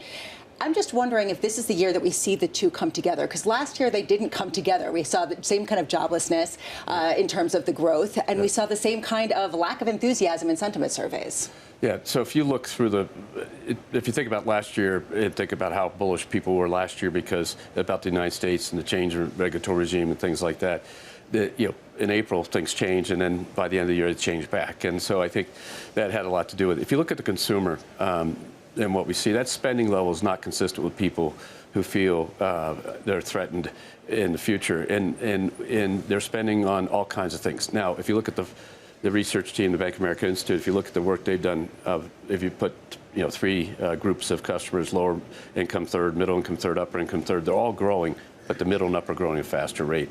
And frankly, that drives a lot of the growth. But if you look at what everybody's spending on, they're spending on going out to eat, they're spending on booking vacations, they're spending on essentials. So what's the affordability? It's the inflation that people remember. And that is going to take a while for people to kind of put in the rearview mirror, because people can remember. It's not too hard to remember pre-COVID where X was cost you, a gallon of milk cost you this, a gallon of gas cost you that, your rent was this. And with that explosion in prices, wages also went up, but the consumer thinks more about the price side. And then the question of, will it turn over and get back in sync? And that's what's in those surveys. But if you watch their activity, and I'm a big believer, they'll tell you one thing, watch what they do, and that's what they're doing as of last Friday in the consumer base across 70 million people, which is a pretty good sample size. They're spending a lot. Maybe they would spend even more if there was a 10% cap on credit card rates. I mean, look, this proposal got a lot of attention about a week ago. It feels like 3 years ago. And people pushed back and said it wasn't realistic, it wasn't feasible. We had Jamie Dimon come out and discuss about how try it and see what happens. What's your take on that? How realistic are you seeing those proposals as being? So if you step back, we're all for affordability in financial products. So you guys have followed over the years what we did on overdraft fees, taking down by 90% over the course of 15 years. What we did on having a $500 loan account for $5, no interest rate, you could borrow an emergency loan of $500. 8 million customers have used that over the last several years, to give you a sense. So, and then we have a no frills credit card, no rewards and other stuff that people might attribute. That is low rate. It's not all the way down at that rate. So I think the question is, can we figure out a solution where you can avoid the equal and opposite reaction? As our friend Lafayette said in the Hamilton song, every action has an equal and opposite reaction. So the equal and opposite reaction we all talked about last week, if you actually make this a policy, it can reallocate credit. That will slow down spending. It will slow down credit availability, and that might not be what you're trying to achieve. So can you do something on a go-forward basis, on the limited things? And even 1 year, if you had to go reshuffle the whole deck, that would be pretty interesting and to cause a lot of change in people's views of what they have available for credit. And you want people to have available for credit because that gives them the courage to spend. And so we're trying to figure out, we're all working, trying to figure out, okay, given the affordability, given the thought process, is there a way that we can do something that might help without having that equal and opposite reaction? Because that would not be good. Our point is to get the credit losses down to the point where you can afford that rate, you actually can never have a charge-off. And you start to think about who can get credit, that's things. So we're working hard. We're trying to come up with solutions like we are on some of the proposals around mortgage and 401k usage, and trying to think of how you maybe can move the transfer of wealth faster by giving people in my age bracket the ability to move a 401k balance to help their kid buy a house or something like that. We threw that out to Howard yesterday. There's these ideas of letting people use their own 401k with less. They can borrow from today, but there's a way you can actually just take a withdrawal so they don't have the added debt burden. And then you got to work on the supply side of housing. And the president was interesting. Yes, he's sensitive to the issue. If you bring down house prices to make it affordable, is that the right answer for everybody? But on the other hand, when you have the kind of over demand in some of the cities we work in, 30,000 units in Charlotte, 20,000 in Boston, 30, 40,000, 100,000, whatever in New York, you could build a lot before I think you'd have a major impact on the downward trend of prices. Well, the DJT imposed deadline of January 20th has come and gone for the credit card caps. Have you spoken to the administration about this issue and talked to them about the potential counterintuitive problem with a 10% cap? The team and I talk to the administration all the time about these policies and stuff, and they listen, and they're trying to figure out the same issue from their side. How can they make America more affordable? And I think the number one thing we can do to make America more affordable is keep everybody employed and earnings growth. In our client base, across 70 million people, we see a lot of paychecks come in, and that's growing at 3%, 4%, and that's a good number. And so that wage growth continuity it will ultimately make people feel different about it. But it's completely understandable why they feel this sort of unease to how these things came into their household and then what they want to do about it. And then rent affordability, we've given them the types of ideas I talked about. We need to see some better hiring as well. Can we talk about hiring? The AI story, it's difficult to understand what's happened with hiring in this country, in America, over the last 12 months. What do you think has happened? What's your understanding of this drop-off in hiring? Is it a supply-side story? What do you think it is? I think there's a concern of availability of labor because of the population growth, immigration dynamics that I think, again, the administration is trying to get much more fine around exactly what they're doing and not threatening people who've been naturalized citizens and things like that. And that was never what they're intended to do, but people started reading it. So I think, and if you looked at our small business surveys, labor availability became an issue again and hadn't been for a good while. And so I think that that's something we've advised the administration to be mindful of, because you don't want that to become a constraint on people's views of growing. Now, the big hiring story here, where Davos and everybody keeps saying this year's about AI, last year was about AI, the year before it was about AI, the year before it was about AI. In 2019, the premise was the fourth industrial revolution, which was AI without just saying it. And so it's not a new theme. And so I give you, since the first time you probably asked somebody, leave aside the pandemic, say post-pandemic about, is AI going to cause you to change your hiring? Let's call it 4 years. Let's call it 3 years. We hired 65,000 people at Bank of America. 2,000 kids out of school, plus out of school every year. Now, and that's with a turnover rate 8%. We got to hire, in the month of January, we'll hire like 1,300 people, and we'll have the same head count we had in the month of December. Are these people doing exactly what the people left? Sometimes those jobs got eliminated. But that's what management is challenged, is how do you think to make the changes we got to make, the transformations, to make the customer experience the best it can be, to grow the company and to manage expense. And that means you have to really pay attention to the headcount movement, and that's why we watch it carefully. That's where the tension is, though, I think, for a lot of people. Yeah. You've got the societal problem on the one hand, and on the other hand, you've got the opportunity. Yeah. And the opportunity is to do even more with what you've already got. Yeah. And that's the productivity story. Yeah. And that's what you're selling to investors. That's the pitch at the moment, isn't it? So we had 285,000 people in 2010 when the team took over. We have 212,000 people today. And you never heard anything about labor dislocation because we just kept planning ahead. But that's the application of technology. You just take the consumer business, and I showed it Investor Day, 100,000 people to 50 and make it simple. And if you look at that, the business is 3 times as big in terms of transactions, activity. But that's the power of all you've got 8 devices sitting on the tables in front of you and the connectivity and what you'll do. Just 2. It's a combination of AI plus alerts and things like that. People that get focused on just, Erica growth in our case, you're saying, no, there's literally 1 billion alerts that go out, which is basically artificial intelligence. People set up in advance to tell them things go on. You don't need them to go into Erica to ask if a check went through my account above $2,500 if you set the alerts. You said something that we reflect on a lot on our show. You said a lot of things, but one thing in particular, that the business would grow, but that your staff would stay about the same size. Yeah. And you said that about a year ago, maybe 2 years ago. That's a near-term phenomenon. Yeah. In 5 to 10 years, will it be the same, or will it start to change in terms of actual shrinkage? Well, if Howard's right, his view of growth, we'll need a lot more human content to keep up with it. And I'll give you the historical context. In 2019, I was in a room downstairs, and the people were wringing their hands, and that's the way they do at Davos, that this technology is going to take away the jobs. And so in preparation, I said, I've got to give some hope here. So I went and did the research. In 1969, America employed 80 million people. In 2019, we employed 160 million people. I think there was a lot of technology and change that came from 1969 to 2019. None of that stuff in front of you was available. You wouldn't have had a computer at work. You wouldn't have email accounts. You were still getting charged by the minute for phone calls. And think about that change. And think about, we absorbed 80 million more people working. So I don't want to be Pollyanna about it, but I think you have to be optimistic that if we can grow the economy and grow the thing, we will absorb. And by the way, the population of the U.S. is very modest without immigration, and there's a natural 2+% of the people, or whatever it is, die every year. It's morbid, but that's what happens. And so you have births that kind of replace it, and people retire. And so that's why I think management's core challenge is to manage this through and get employees to take the spirit and help drive the growth in the company and be a part of the solution and help us make it happen. And my guess is, it might incrementally move headcount, but if we manage it through attrition and retirements and stuff, we ought to be able to manage the outcome. How did we ever live without the Bloomberg terminal? Hey? What was that ever like? I don't think I ever did. Brian, just a final question for us. You mentioned Howard. Yeah. We talked about it, we joked about it at the start of the conversation, the relationship with the White House. How would you characterize it, in your own opinion, right now? Oh, look, you always want to get an invitation. This is Davos, the place invitation. So we invite you guys someplace, you want that invitation. So the relationship's good. We do continue to give lots of ideas. And it was ironic that what was fun, we had a client dinner last night, and Howard came to talk to clients. It was delayed as they finished up the news on Greenland. And he was able to come in and talk about what happened. And those were international clients. who admittedly were confused for 48 hours. And what I've tried to do with the administration's policies and talk especially to people outside the United States to say, listen to what they're saying and you can figure out what's going to happen.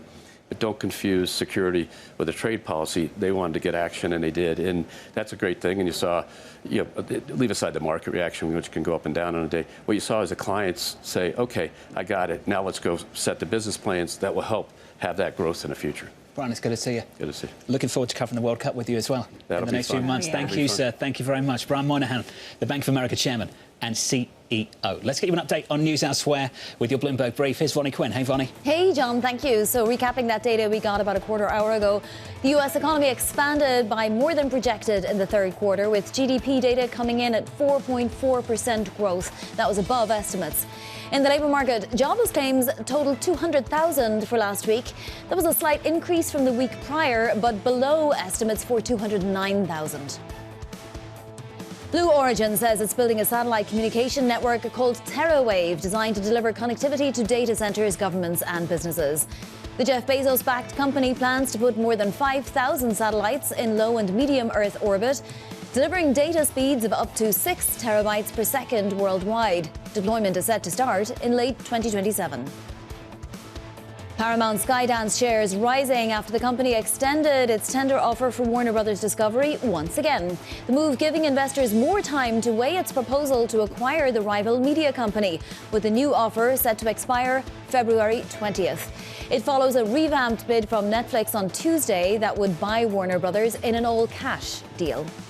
And that is your Bloomberg Brief. Back to you guys in Davos. John.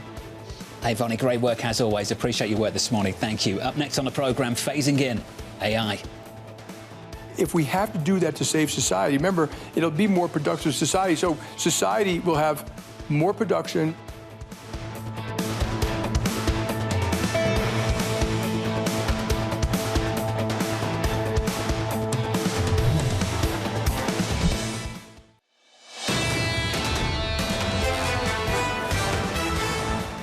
We're about 40 minutes away from the opening bell. Equity session highs on the S&P 500. Positive follow-through from yesterday's session. The president has departed by car, I understand, because of the weather. Yeah. On his way over to Zurich before boarding Air Force One and travelling, making his way eventually back to the White House. I have been in the presidential motorcade. That is going to be quite annoying for Swiss residents. That's what, like a 2-3 hour drive instead of just helicopter? Have we got any stops on the way back to the East Coast? Well, remember, Emmanuel Macron asked him, please come over, have dinner with me. You know, he'd probably serve his best champagne. Let's see if that happens. Are they friends again now? Have we figured that out?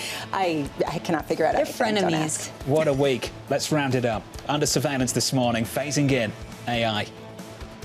Phase it in, retrain. How can you phase in AI? Just tell them you can't lay off 2 million truckers tomorrow. You can phase it in. If we have to do that to save society, remember, it'll be more productive society. So society will have more production. Joining us now to discuss is Thoma Bravo founder and managing partner Orlando Bravo. Orlando, great to catch up with you, sir. So great being here with you. Look at that view behind me. Isn't it beautiful? It's beautiful. Absolutely fantastic. I want to get straight into it with you. Something you said in the last year, FOMO, was going to drive investors to make some mistakes. Are you seeing some mistakes being made? Oh, in the venture capital community, for sure. I mean, venture firms are just piling into any AI story they can. And the valuations for these young companies that we're seeing are astronomical. Now, on the flip side, we do believe that AI will be transformational. And we're all in from an enterprise software standpoint. But the FOMO of being in any AI deal as early as you can in the private markets is pretty remarkable. Why is software immune to the overpricing that you see in the hardware side of the AI story? Well, now it's kind of like software is extremely out of favor, right? You see really important software companies being down 30% year over year. The free cash flow multiples have plummeted. And I think that is a big problem of understanding what a software company does. AI will disrupt a percentage of software companies. Less than half is what we think, but it'll be disruptive to many of them, especially if your core competency is technical. AI can disrupt you. But what the market really needs to understand and get away from the generalities is an enterprise software company is about its domain expertise. Go ahead. Just real quick here, how much are you looking at the United States as really still being the epicenter for a lot of this creation? It is. It is. Look, we have a very fast-growing European buyout business in software. We find there are great values, great opportunities for improvement, but software is a North America business. It still is, and that's where we find trillions of dollars of opportunity. So what do you make of all this diversify from America stuff that we've heard this week? Is it even possible? Can you get the kind of scale, the size deals elsewhere? It's really difficult. And, you know, this week I got a chance to catch up with many of our large institutional investor partners, and they're steady in the U.S. All of them have told me their allocations to U.S. are intact. How many times have we heard that this week? I mean, that's exactly the thing that I keep saying. I mean, people can't, because at the end of the day, it is a juggernaut, to use the words of Adena Friedman. Tons of volatility in international relations, but you ask the investors, still bullish on the US. Yeah, ignore the noise that's basically coming out of the White House and just look at what's going on in financial markets and the deep liquidity capital markets in the United States, and that's where they want to be. It's been quite a week, hasn't it? Oh, my God, it's been a decade. I welcome the radical transparency of foreign relations now. The text leaks are pretty incredible. I think it's fantastic. Orlando, good to see you, sir. Thanks for giving us your time. Thanks so much. Thank you, sir. Orlando Bravo there of Thoma Bravo. From here in Davos, Switzerland, the World Economic Forum, that wraps up our coverage. Thank you very much for tuning in. We'll make our way back to the East Coast and we'll catch up with you on the following Monday. Have a wonderful day from Davos, Switzerland. Apparently there's a rupture. It's not a transition. The world has changed. This is Bloomberg.